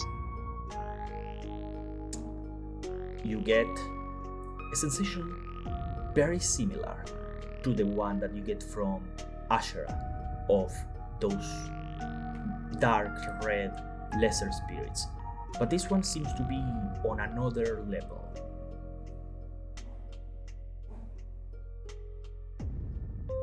What do you want? What Me? From us? do I want? What is this? Why am I here? Oh, you are confused. Well, that's fine. You will remember in time. There's no rush, little fragment. Ooh, you're cutting out. There's no rush. We can wait. You shall remember in time, little fragment. Now, go. I think that you are being called. As the figure says that,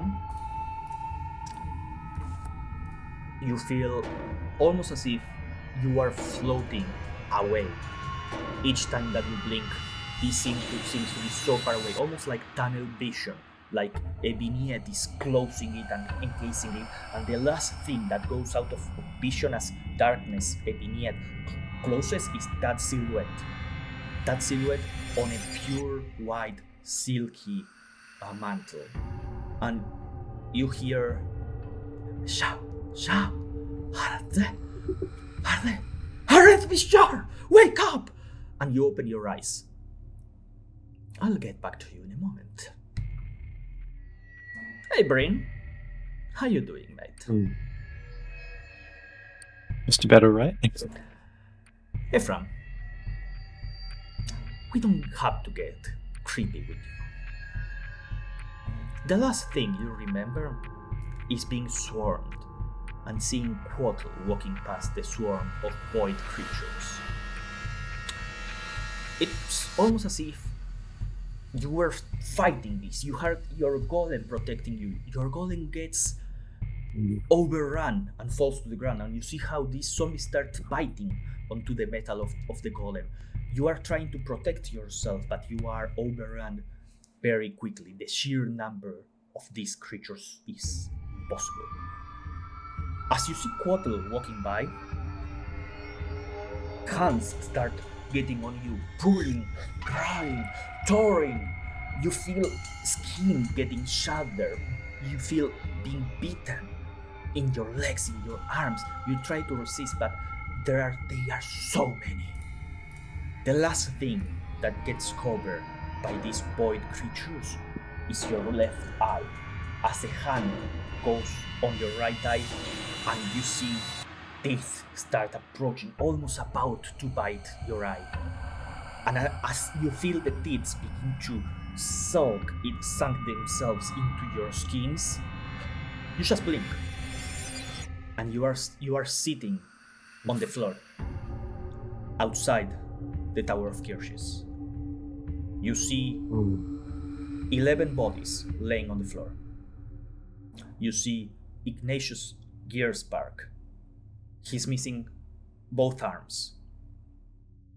You see a feline beast walker, the one that you encountered on the bridge some weeks ago. She seems to be losing a leg and unconscious, but for some reason she now has insectoid wings on her back. You see Gabatutalu.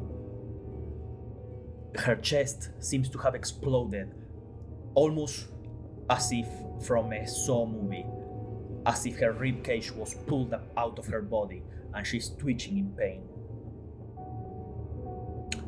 You see Kauliki, as she is twitching, convulsing, going, and foam starts coming out of her mouth.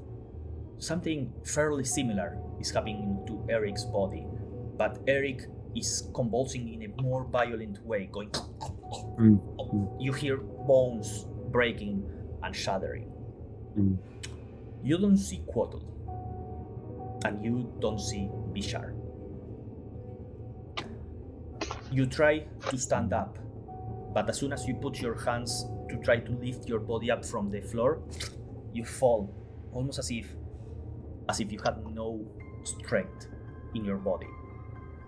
You see a crowd of hundreds of gnomes, dwarves, orcs, and Relinshi start charging towards all of you in slow motion.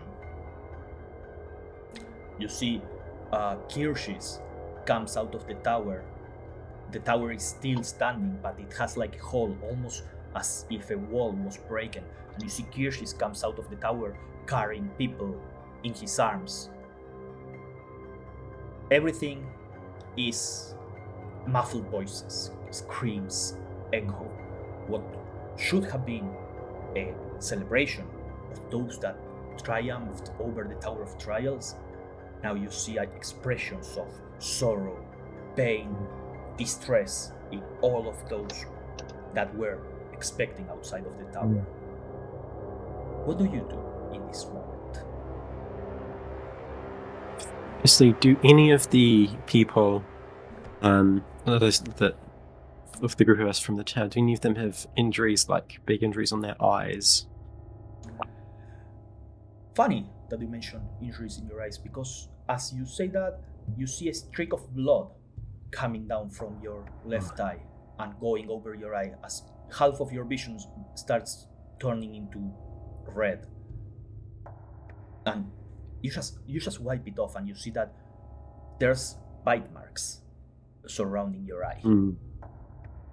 No other wounds. As I feel that, can I make a basically like a fear check? Because I think that specific things that Ephraim saw just before he killed him, he might not realize it yet, but that's induced more fear in him when he feels that there's this sort of more permanent injury to his, face, and how he has no strength. Mechanically, you have 3 points of exhaustion. And you are the one that is better off of everybody. It takes a second, but as you start feeling the wound in your eye, that's the only one that is bleeding. You touch everywhere else that you were hurt. There's nothing there.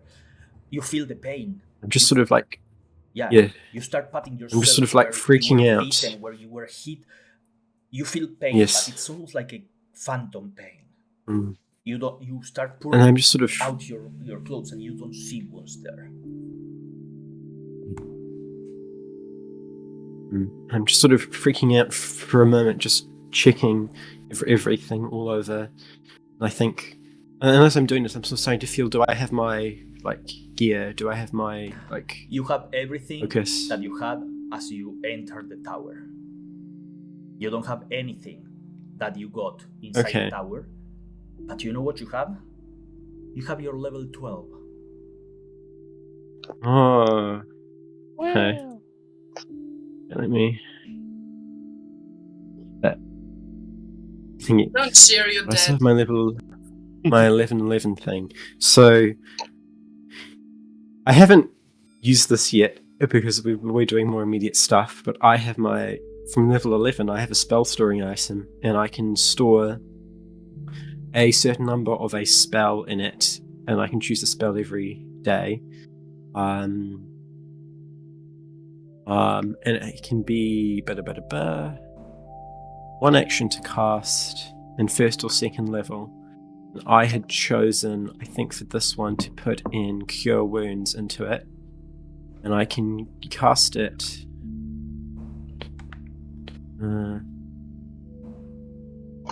Blah, blah, blah. Who do you cast it on? On Spells yourself? Number of times equal to twice your intelligence modifier, which would be 8 times. So maybe I'll start with once on myself, which would be 1d8 plus something or other. Don't worry much about the dice right now. Okay. I'll do it once on myself, and then I'll immediately go. Well, to the buddies I can see, I'll go to Kaoliki and Erik, as they seem the most still like they're deteriorating. And I'll start with one on each of them and see what happens. You try to heal Kaoliki and Erik. You see there's people trying to hold them from convulsing so that they don't hurt themselves. And as you pour some magic into them, they start convulsing even harder. The foam that is coming out of Kaoliki's mouth starts turning green.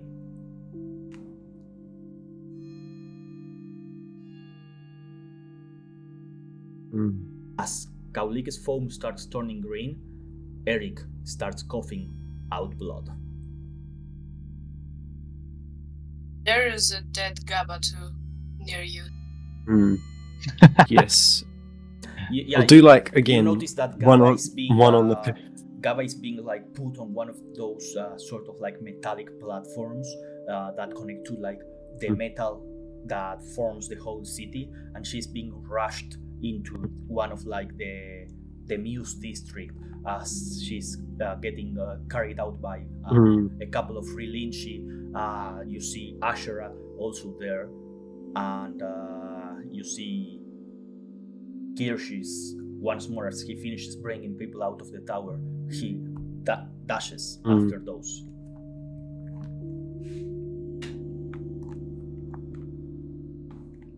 Knowing what I know about Beastwalkers and also like the corruption stuff, I try and see, because I probably will have also noticed that some of these people have different like Beastwalker archetype things now, that their bodies are different. I'd use, would it be, I don't know, like Arcana? Would it be, I don't know. We can call something it like that, just to try and check. Okay. I don't think I'm very good at medicine. No. Oops, that's the wrong one. Do it as like nature? Would that not?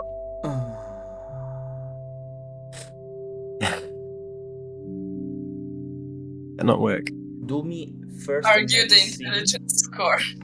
Do me first the medicine, and we'll see how we go from there. Okay.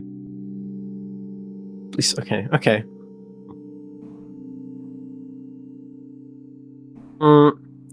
So that's a 1. Something 2 is wrong with Kauliki. It seems almost as if she's rejecting the magic that you try to pour into her. You don't know why. You don't know how. That's all you get. Okay. As Ephraim is trying to heal Kauliki. Hey, Jason. Hi, friend. How are you doing? I feel like we don't actually ask you how you doing. You always ask us. I think there's a bit of a you give too much. We never give you. Oh, look at that! That's so right? considerate. So, guess what? You're dead. So that's such a bullshit.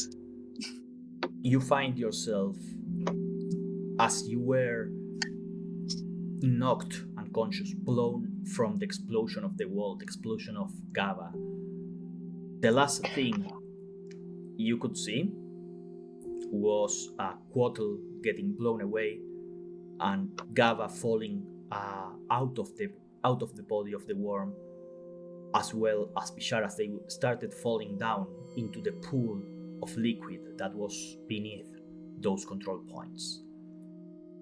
As you lose vision of them, you just stare at the ceiling, and then as you are staring at the ceiling, almost as if a loading screen was wiping from your left, the ceiling gets erased and just white in its place.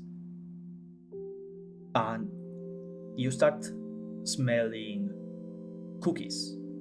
The same smell of cookies that you yourself prepared 5 episodes ago when you brought your companions into this place. It feels almost as if they are in the oven, about to be ready in a minute or two. You hear the of a timer moving slowly, second by second. But accompanied with the timer, you also hear wailing and cries and goes, "No, Sniff, no, no." As you stand up from being flat on the floor, face up, you notice M.I.R.K.O on her bunny body, holding her hat on her hands, and she's just like staring at the oven. What do you do? I approach.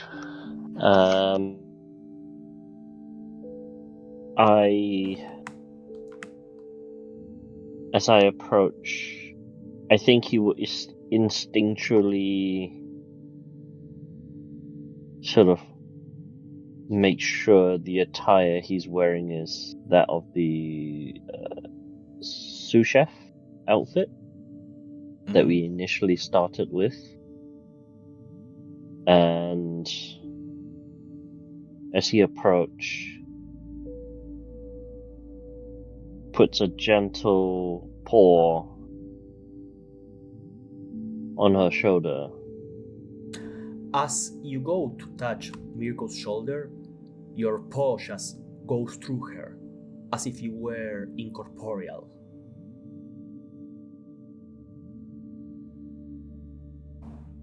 I ask, "Can you hear me, Chef?"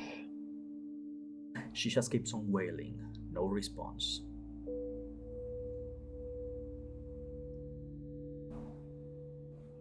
I look into the oven. You look into the oven, you see a cookie, a single cookie, in the shape of a mighty lion-like beast walker.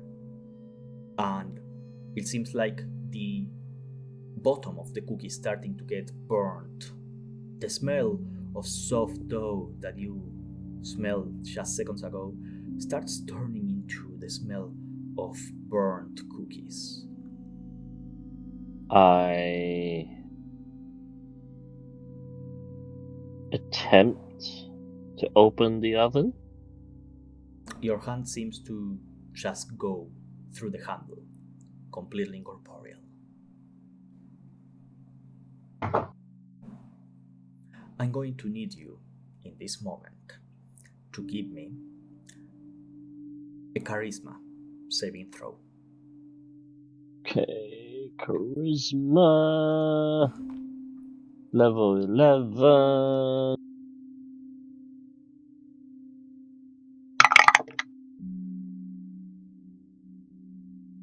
That's cocked.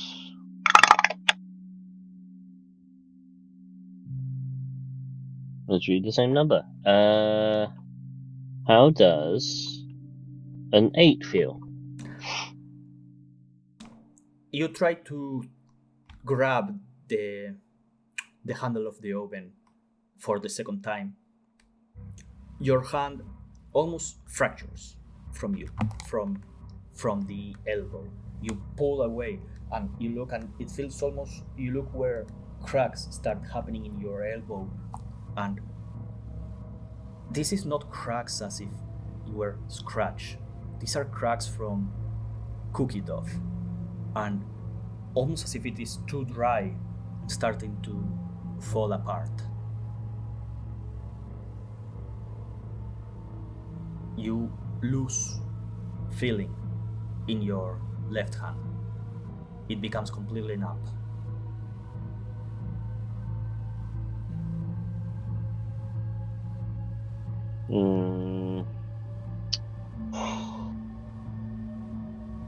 I try to... Can I feel any connection between me and M.I.R.K.O, or is that just flatline gone? Why don't you give me an insight check?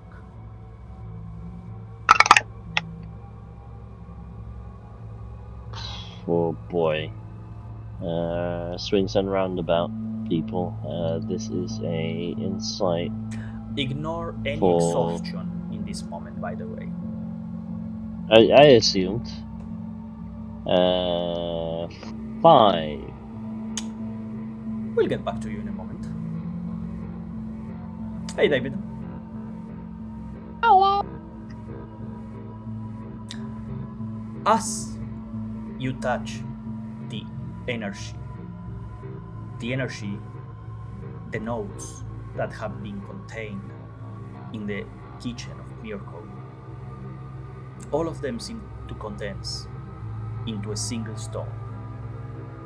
You grab that stone in your hand. It's almost like a purple, sort of like topaz. It feels warm yet cold at the same time. And as you start clutching your fingers onto it, which you start moving the fingers with your now missing claws, and all of the skin of your hand just as if a grenade had exploded inside of it. You feel nothing in your hand. You feel no sensation of warm or cold. You don't feel air any longer. But as you are holding this stone, it's almost like a beating heart. Tuk tuk, tuk tuk, tuk tuk. You stare at the stone for a moment, and then, almost like everything that has happened ever since Tiafia made you wake up again, against your will you crush the stone, and you feel, unlike last time with your claws exploding almost like shrapnel inside of your hand that you felt no pain, this time it feels like thousands, millions of little needles getting in through your palm, and as they start traveling through your arm into your chest, you feel that grotesque sensation of not being able to breathe, of being stuck in a shell that is too small, kind of subsides for a moment to give way to this pain that is coursing through your arm and then into your chest. If you knew what a heart attack feels like, this is probably it. You feel needles just coursing through your body into your heart, and that small beating that you felt in your chest when you started mutating appears once again, just for a single time. Pluk pluk. But it doesn't resonate in your chest. It seems almost like the hole in your shell that was plugged by your growing body. It feels almost as if like that missing hole on your chest is where you feel a beating. And then nothing. You just look at M.I.R.K.O for a second. Half of her broken visor, you can see her eyes. For the first time, you see a glowing purple eye, and it seems to be staring at you in complete terror. You recover the feeling of your muscles in your face. You recover sensations of your mouth moving, which apparently you didn't know this, but you have a tongue. How could you forget that you have a tongue? And then you feel a contortion in your muscles. Turtles don't have many muscles in their mouth to gesticulate. Turtles cannot smile. They don't have those type of muscles. But in this moment, you can feel almost as if something was pulling you to grin as you stare at M.I.R.K.O.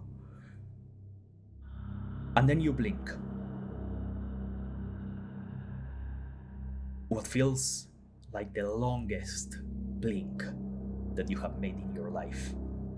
And that sensation of your body expanding begins once more, as from the beating hole on the back of your shell, skin starts emerging at a speed that is inconceivable.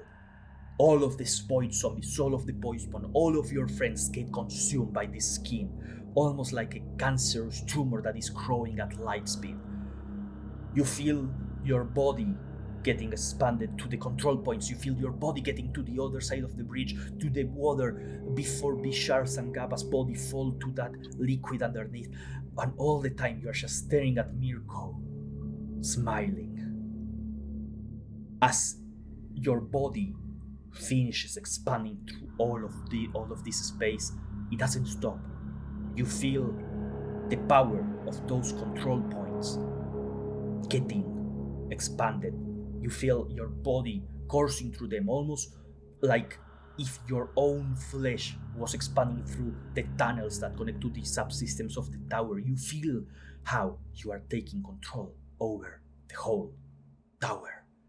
And you, as the cancerous tumor that has taken over this tower, you can feel other impurities. You can feel the presence of all living creatures, and you can feel the presence of all void creatures. Almost as intuitively as blinking, as breathing, as beating heart, you start squashing each of those little dots that you feel throughout your immense body, almost as if you were sending white cells to eradicate them one by one. As you finish eradicating the void, the black points, you start focusing your attention into the white points. You feel the presence of a woman, a human. Not anymore. Now she's just flesh to add to me. You keep moving. You go to a dwarf woman. Yes, I know this one. I know this little pest that is infecting my body. You feel her armor, you feel her morning star, you feel her red hair, and you just consume it. Then you move over to another one of those white dots. You move over to... What is this little thing? Oh yes, I remember. These are... What do they call them? Right. Gnomes. Oh, look at those little tiny arms. Look at that armor. He thinks he is safe underneath the armor. But what if I take this first, and you just crush the arms of Ignatius Spark? Simultaneously, you are going to so many different points. The first one, you just swallowed, consumed all at once. The second one, there's a little fun in taking your time, in going slow, piece by piece. So you do that for all the others. By the time you get to the seventh one, you have crushed arms, you have crushed legs, you have crushed eyes, you have gone into their bodies, and you started consuming their organs one by one.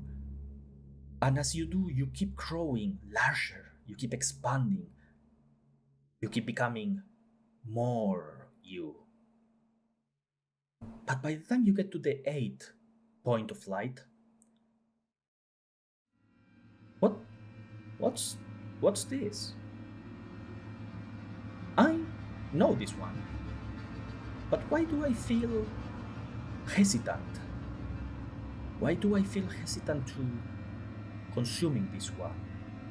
Your flesh starts moving, almost like a blind person, touching, feeling, learning, almost as if you are gaining a new sense to view the world through your flesh.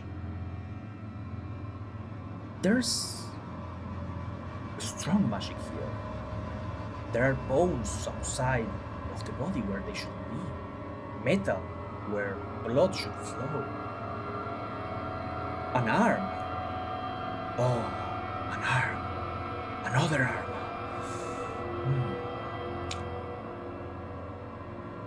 Your hunger gets the best out of your judgment, and for a second you let loose and you start crushing an arm. But then you feel a hand touching you, embracing you in that grinning smile that has been looking at M.I.R.K.O all the time. You see Tiafia, who brings her hand up to you, and she goes, Now, you get to have your fun later. For now, we have work to do, so snap. Just do like turtles do and snap out of it. Slaps you in the face. You recover your consciousness. You know who you are. You are not a devourer. You are not a monster that just wants to expand. Oh no! Oh, what have I done? You realize in this moment that you devoured the arms of Ignatius Gearspark, the left leg of the dwarven woman that you met in the forge, the hair of the Albion woman that was in love with this other dwarven woman.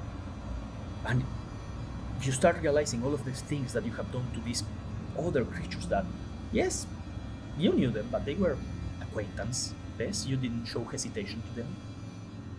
But then it dawns on you. There are one creature that you do have a bond with. And now you realize that the one that you said, maybe, just a little bite of this arm, you know that you started to eat the flesh of Gaba's hand that has the bracer. And then all of that skin starts receding, and as it recedes, nothingness, black, everything fades out. The only thing that remains in this moment is you. Wattle? Are you still Wattle? You look like a turtle, but you no longer have claws, and your neck is too big, too muscular. You feel hunger. But you look at M.I.R.K.O and the meals that she has prepared, and doesn't really... No, that's not the type of hunger you have. And then you look at Kirschis and you look at Tiafia. As you regain control of your body after that slap on your face, Quattle, or should I say maybe David, what does this entity say as its first new words?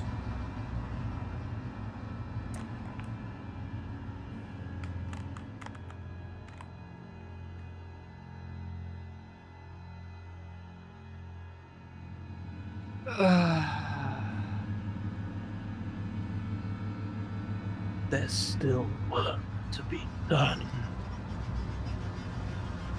Oh, indeed, little brother. Indeed. Let us...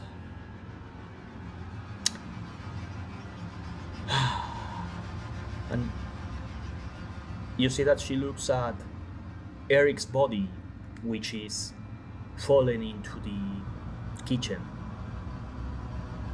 right next to you. Then Tiafia looks at M.I.R.K.O and then she just goes,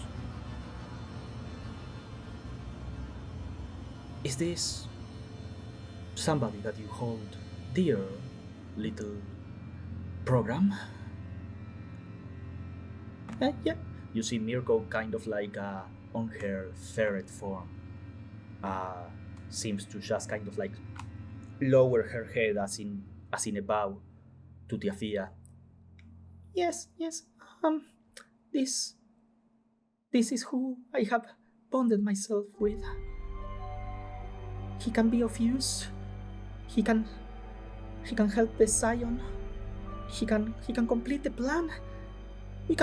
Everybody can go home. He can help. Tiafia looks at Eric's body, stares at him for a second.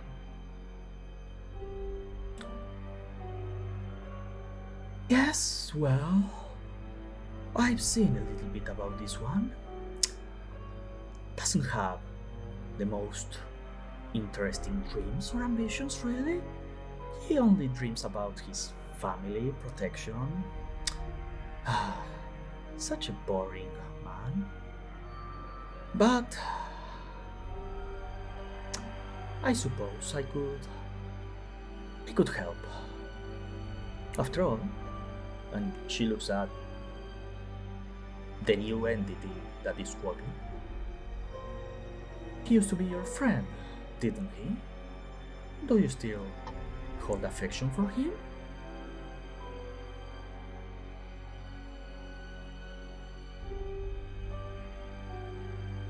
I feel sorrow.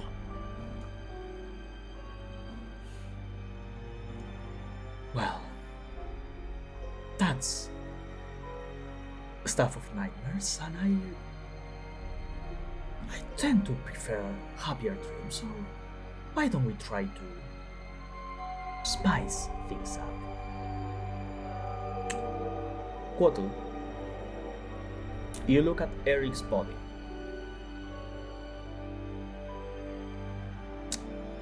What do you do in this moment? Am I still in this, like, full power tower state? So am I still, like... You are. In this moment that you have consumed everything, you are not only a level 20 sorcerer, you are also a level 20 cleric, and a level 20 warlock, and a level 20 paladin.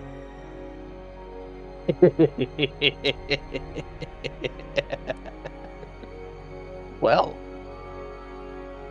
I have a couple options then.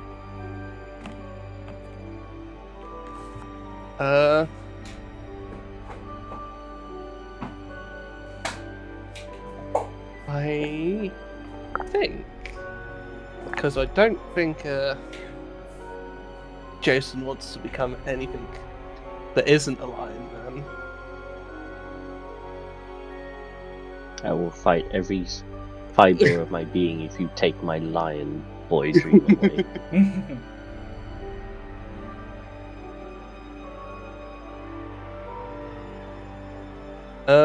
On the Lion Man,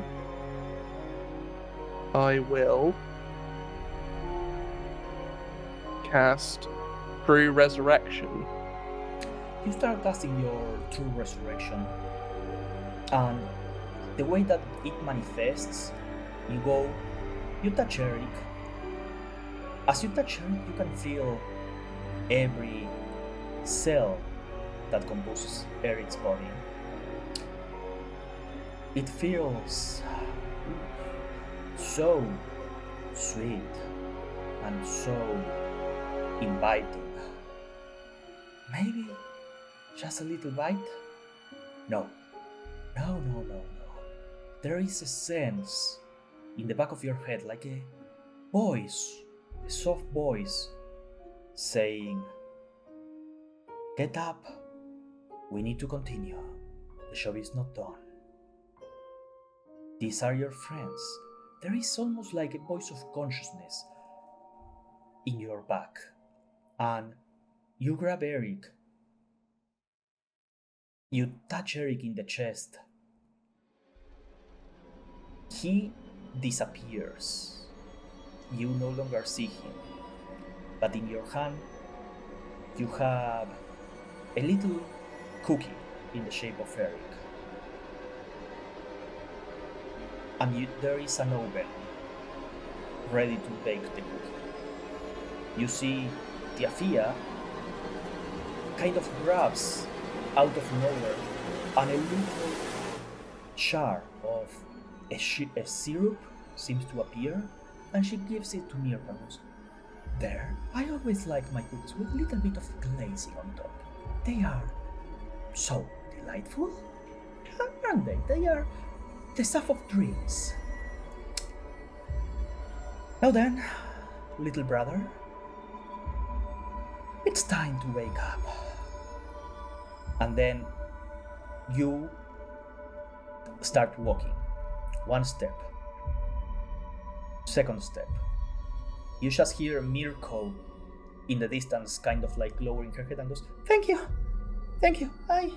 He will repay this. Thank you. And Quattle, I think he still considers you a friend, so if you are there, just know that he's a bit dumb and a little bit of a big oaf, hard to talk and doesn't really like contact and is a terrible cook, but he's getting better. But he's good to talk with, so maybe try talking to him if you want." Fourth step. Quattle, you are no longer in that kitchen. Ephraim, from the hole inside the tower, you see almost like illusions that are paused. Some of them are glitching. You see the scene of the fort with the dragon that was battling. You see people that were running. Everything is in pause. No sound is coming from inside the tower, except for footsteps. Duck, duck, duck, duck. They sound so heavy, so slow. They seem to be approaching towards you, Ephraim. And you lean over the hole in the tower, and you see Quattle, slightly different, maybe a little bit of a bigger head. His eyes seem to be a little bit different, almost as if the light was not refracting.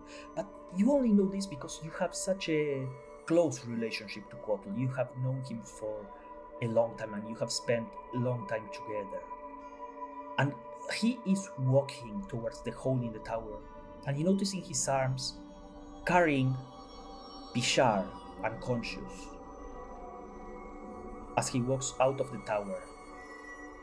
Erik, we go back to that kitchen as M.I.R.K.O is crying, the cookies burning. She seems to be debating if she should open the oven or not. What do you do in this moment as your body-shaped cookie is starting to burn and you feel how your spectral body is becoming stiffer and burned slowly? You can feel a sensation of heat starts coming at you from your back. Almost as if your halberd was activated on fire and you are holding it in your back. And you see M.I.R.K.O, the timer, tick, tick, tick, finishes. The timer goes off, but M.I.R.K.O doesn't immediately open the oven. She has a little glass flask on her hand with what looks to be like a red sort of syrup or glazing. But she's doubting. She's indecisive of opening that oven.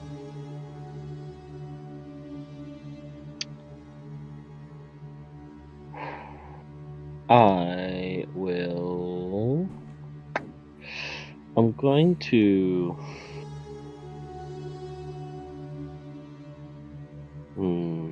Okay. I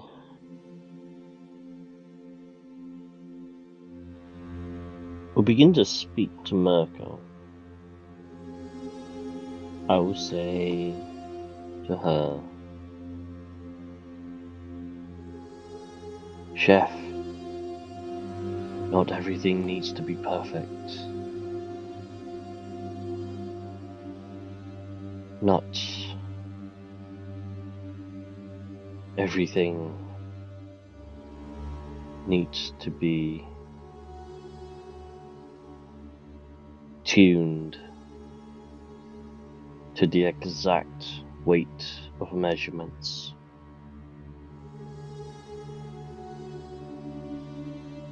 It is the variety where we can make our own unique dishes if we measure things by eye. Open the door.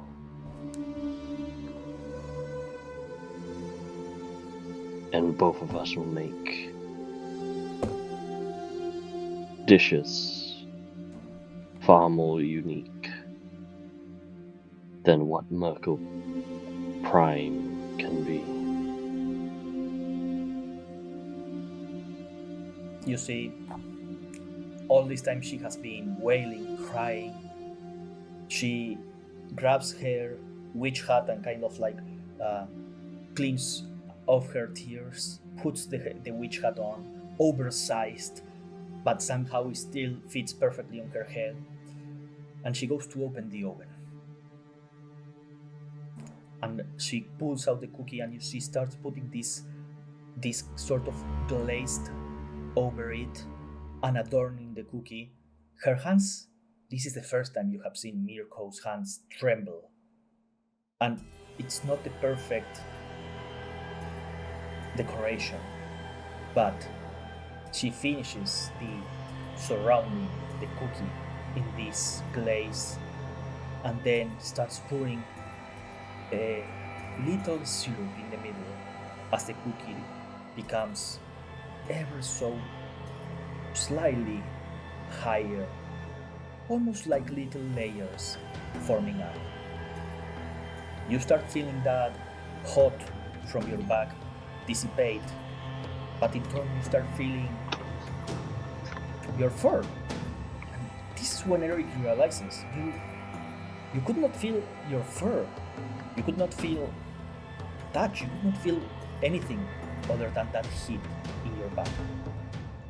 And M.I.R.K.O grabs the cookie, perfect replica of Erik's silhouette made out in like cookie. Out of like, is it cake? Like perfect. And she just goes, I hope this was the right decision. And she starts eating the cookie. Each time that she bites on the cookie, she bites on the legs. Spectral Erik, your leg disappears. Almost as if it was never there. But you can feel your leg. In fact, your leg is the only thing you can feel out from your body. Then she bites onto your arm, and your spectral arm disappears, and the same thing happens. Now you can feel the muscles in your hand. And what you feel is pain. Hitting yourself, contorting, you feel your muscles about to burst. Then she goes to bite your head. Is there something that you do in this moment before she finishes eating the cookie? I say,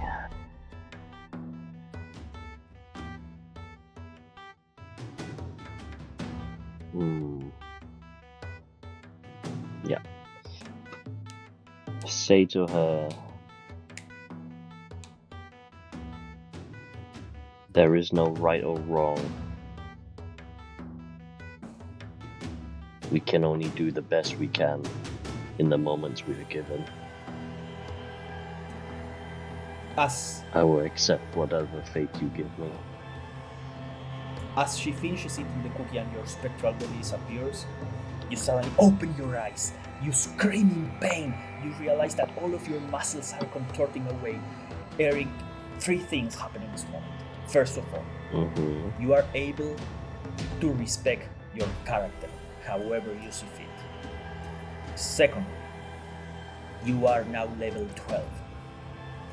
Thirdly, you feel all the pain from Kauliki, and as Kauliki is contorting in front of you, and foaming green, and you feel your connection with her is so much more intense. But you also notice that the pain that you are feeling, you feel shivering, like deep inside you. You notice that M.I.R.K.O is also feeling this pain now. And maybe the fact that M.I.R.K.O is sharing this pain that we're feeling is the only reason why you can stand up and walk towards Kauliki. What are you doing, Erik Starcaver? I will crawl, stand, whatever my body allows me to. I will, not knowing if anyone else is around in this moment. You have tunnel vision. Everything is out of focus except for Kauliki. Ephraim, you notice as Quotal is walking out with Bishar, almost like a zombie come back to life. You see Erik stands up, and the people that were restraining him so that his convulsion would stop breaking his body, they get pushed away, almost like a shockwave. Erik seems to be so strong in this moment as he walks. I reach over, kneel down before Kauliki, and I pull her into sort of like the sort of biggest bear lion hug there is, and I will just whisper, "It's all right. I am here.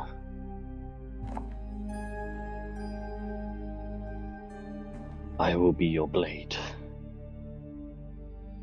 Kauliki. Let me be your shield." Kauliki, as last we left with you, you were kind of regaining your consciousness in this darkness and started to feel all of the pain.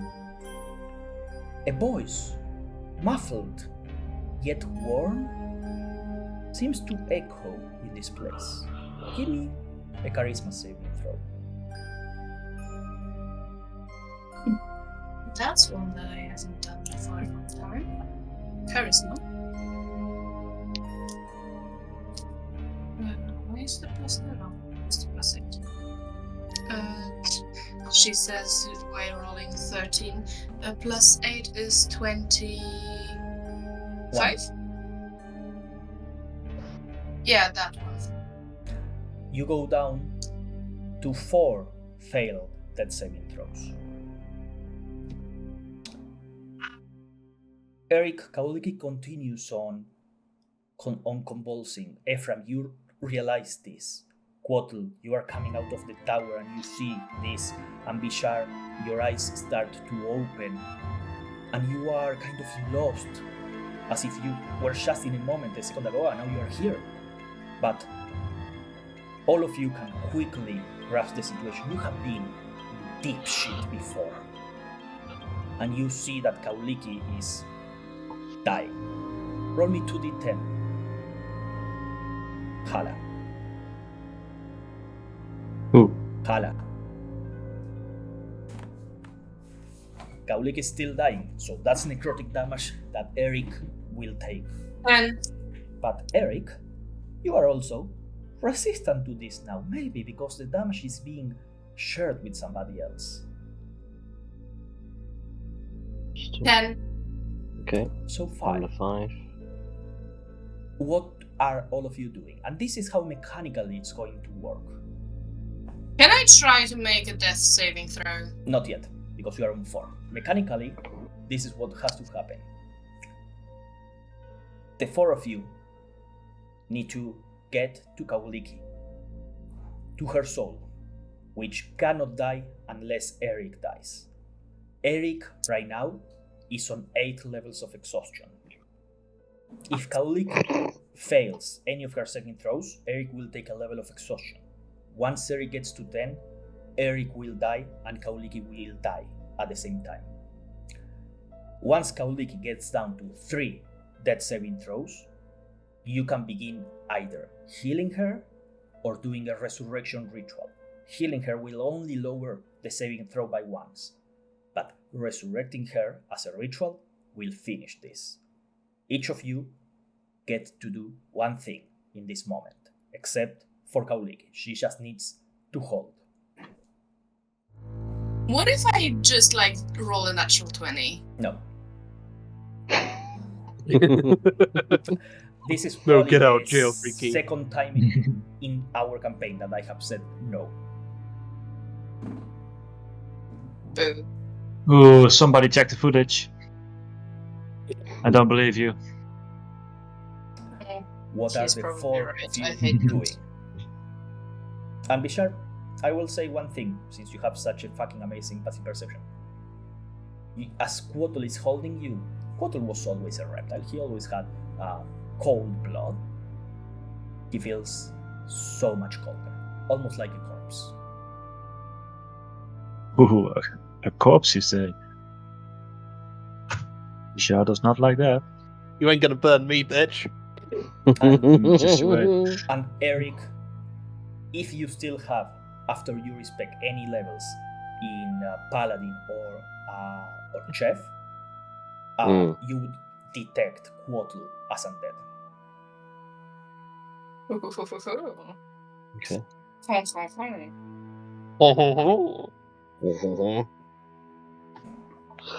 Do I have the feeling that using more powerful healing magic on Kalike would restore more of the death saves?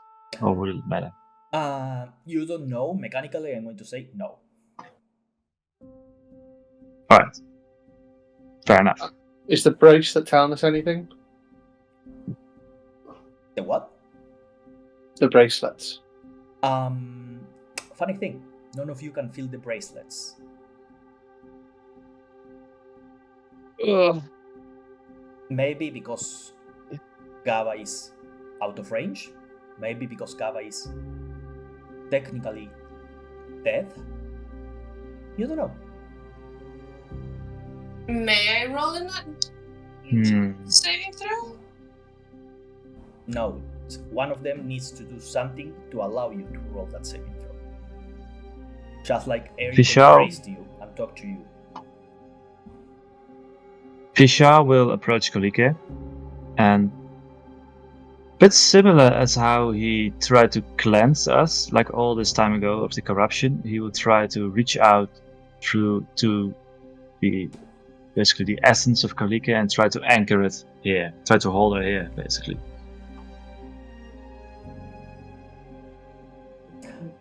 Roll me an Arcana check, and you can add as a bonus to this the level of spell slot that you want to spend. Ooh. Do I a base level of Bishar, I'm presuming, and do I add Level exhaustion 12 for this? Bishar, Ooh. and Bishar with 5 exhaustions. Boo! I had 4 before, so I gained 1, I'm assuming. Yeah. Arcana. I will use a 5th level spell slot. Ooh, that's a total of 20. Okay. That's enough for Kauliki to be able to roll another charisma saving throw.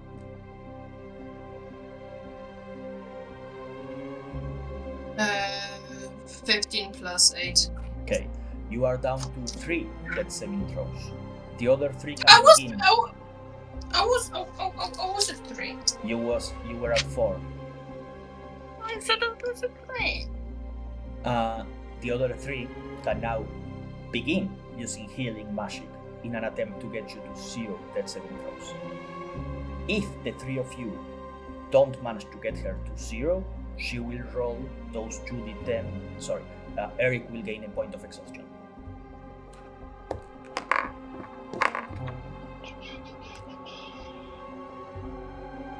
I'm assuming I can't do anything right now because I That already was did your something. action. Yeah, alright, fair enough. Yeah, everybody gets to do one thing. Like time is very loose in this moment. So am I depowered now to a level 12 Quattle? Level 12 bottle, and bring your mutant. Cool. Okay, what? I gotta double check what spells I have now at level 12 for Cleric.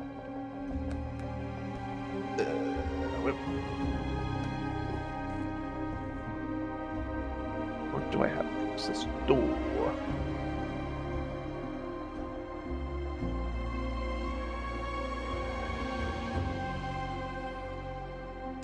So,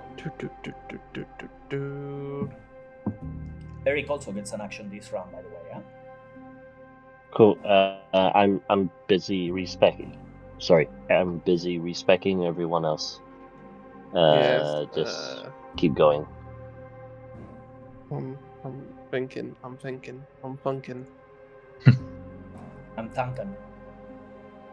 Think harder. Okay, spells. So I have up to level next. No. Yes, level 6. Big heals don't do. It's only. Bigger heals don't do much. It's just normal. Just healing helps. So there's no point doing that. What are you So saying? you're saying if Erik takes one more point of exhaustion, he dies. 2. Can you hear me now? Yes. Mm-hmm. Yes. Finally. Okay. I had my feet the alchemical link to Erik. Can I still feel that? Yeah. Okay. Carry on. That case, because if at least like mechanically I know that Leaky and Erik are connected at this point in time, then I can see the effect of my healing thing when I cast it, so I can hopefully figure out if it's going to work. So I will use a charge with the cure wounds. Kauliki or on Erik? Aliki. On Kauliki. Okay. Hala, give me Constitution saving throw. We are on 3, so DC 20. Mm. 20, you say? 17 plus 8, easy. You are down to 2 deaths. You see, as Ephraim heals Kauliki, her body keeps convulsing, but she stops foaming from the mouth. What is Quattle doing?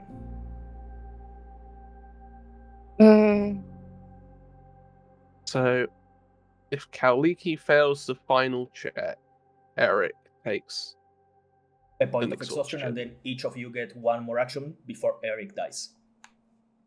Cool.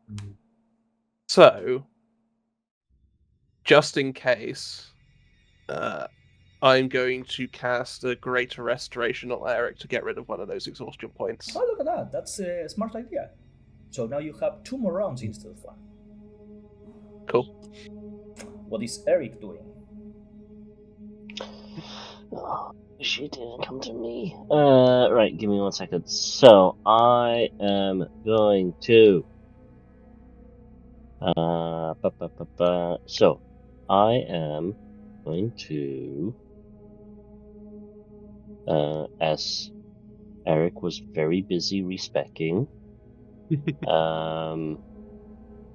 You see, Erik's body is currently like convulsing, getting amorphed, changing muscles, kind of like going through the Skyrim character creation. yeah, just like spinning, just like, you know when you just hold down the button, just go. That's what's happening right now. Erik is going to. You will see that as he had spoken the last words to Kauliki, let me become your blade, let me be your shield, he will have respect into... he will keep his 8 levels of fighter, but the M.I.R.K.O class will be kind of a dual devotion of both him, devotion to M.I.R.K.O and to Kauliki, as he respects into a oath paladin.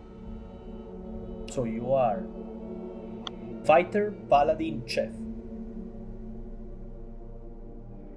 If you want, and will basically pump all his lay on hands points into Kauliki,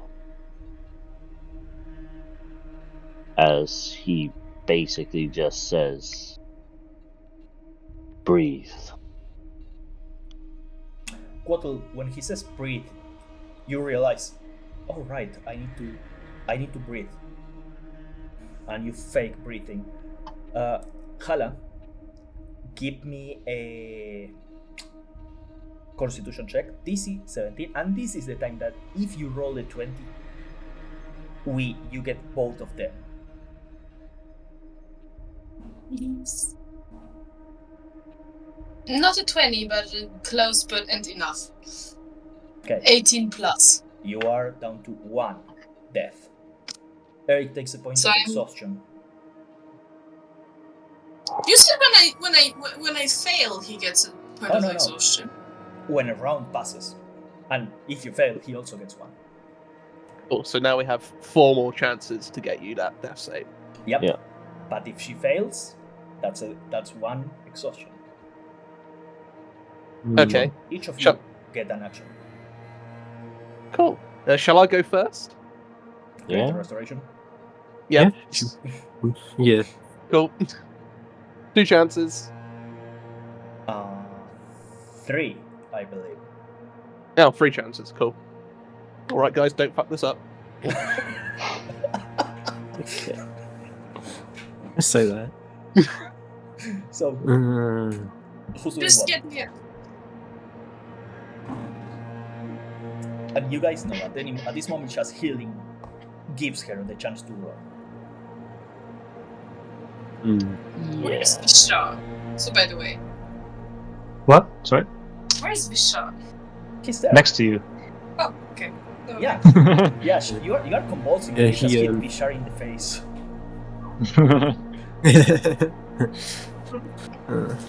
Fisha hits her back. She dies. No. Eye for an eye, bitch.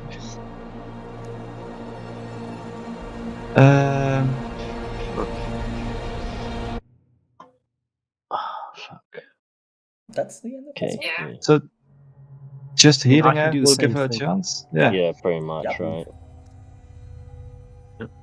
Alright, I will cast Cure Wounds then, in that case. See if it helps. Constitution saving throw. DC 15.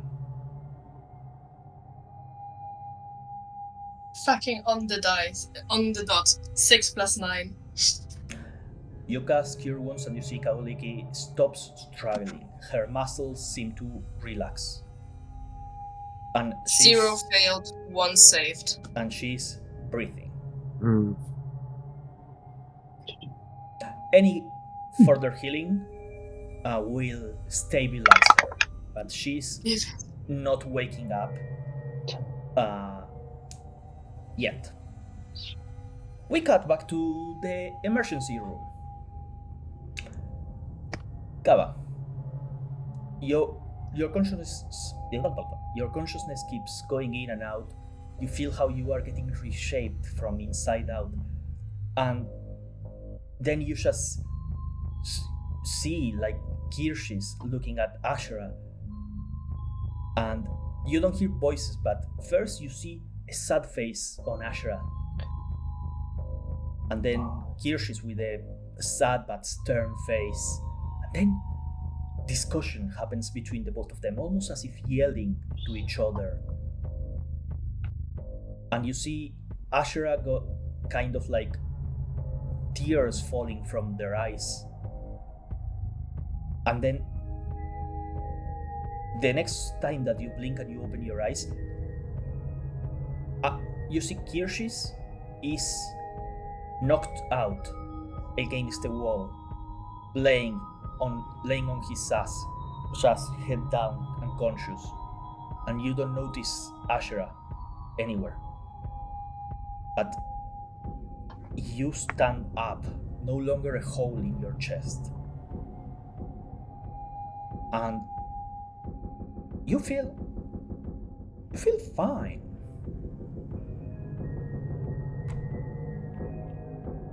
You are muted. I don't feel exhausted at all. No, you don't have any exhaustion, as a matter of fact.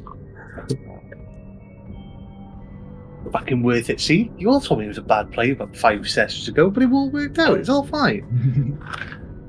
So is AzerrA not there at all? Not there at all. Do I feel my connection to her still? Give me an insight check.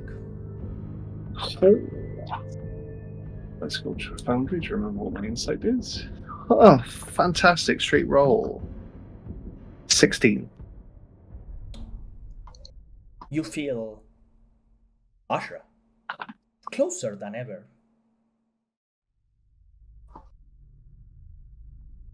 Okay. And with that 16, you look to your scars as you are looking at your hand. That scars, that relinchy metal that you've had for so long, that has plagued you for so long, it's no longer off. It's glowing. It's glowing red. And you look at your chest, and where all of those magical channels converged at your chest, and you felt the stone there, you don't feel the stone anymore as you touch your chest, but in its place you feel tuk tuk tuk tuk tuk tuk, like 2 sets of heartbeats. Am I a Time Lord? No. No. Okay. I'm gonna call on. I'm gonna see. Can I feel Friend at all? Still, is Friend back, or is he no longer there still? You look at your hand where the bracer that connected you to Friend was. You don't see the bracer. The bracer's gone. Both of them, or just one? Both of them. Both bracers are gone. But as you feel to Friend, almost like Spider-Man, a chain starts coming out of your arm, and the chain moves. And you realize that you have a little hole in your skin underneath where the magical channels go. And the chain seems to be coming out of it. Friend? Are you there? And I'm kind of like trying to channel these chains. The chains move as you will it. They move, dance, react as you see fit, but no response from Friend. Okay. AzerrA, I can feel you. Are you there? No response. And at this moment, the other 5 would feel that link, that connection through the friendship bracelet starts getting back up again. But you all feel one presence less than the last time. You no longer feel those red eyes almost staring at all of you. Instead, you just feel the presence of Gava as if it was so much bigger. And that is where we are going to finish tonight. As Callum, you not only are level 12 now, but you also get to respect your character. But you need to take, at the very least, 4 levels in Warlock. I'm already 4 levels of Warlock, so that kind of works out. That's where we are going to finish, as the Tower of Curses has been completed. Oh. Fuck me! Can we Oh. at least Can we make have gold? me Loot? alive again? Please. You are Was it you 9 are months? stable, you are conscious, but you do not regain Yep. consciousness. I'm going to. So Am I yeah, level 12 too? everybody. I'm going to find out when we first started this, because I got a feeling it's been the entire year. Jesus. Yeah, it has been the whole year at least, I think. I mean, to be fair, we played Feels- Wow, January, yeah, so definitely. Or at the very least, in fucking this hellhole of a plane below the miasma. Oh yeah. Oh come on, the tower was fun. For a while it was fine. Yeah, and then after that, this combat just went so wrong. I mean, it was fun. Don't get me wrong. To fucking play, to see people respec up real quick to 20 Yeah. was funny. It was from the 21st of February. See? Oh no, I have notes with it from like mid-December. What? Right. From the Right. tower? Yeah. Jesus. Yeah, the very first one It's with been the a with while. the dreaminess at the very top. Oh, that's If I have the order. That actually Yeah. might be true. Fucking So, Well, wasn't a year. Half a year. yeah, Right. but still, that's 3/4 of a year. it's quite long. hey, I will say, all of the battle against the incursion of the void, it wasn't planned. I blame Jason for that. Now hang on a goddamn moment. I'm so How glad. dare you pass the buck here? Because all I did was I wanted to save my friend. That's all I wanted. In the meantime, we'll see you in 2 weeks. Keep on weaving.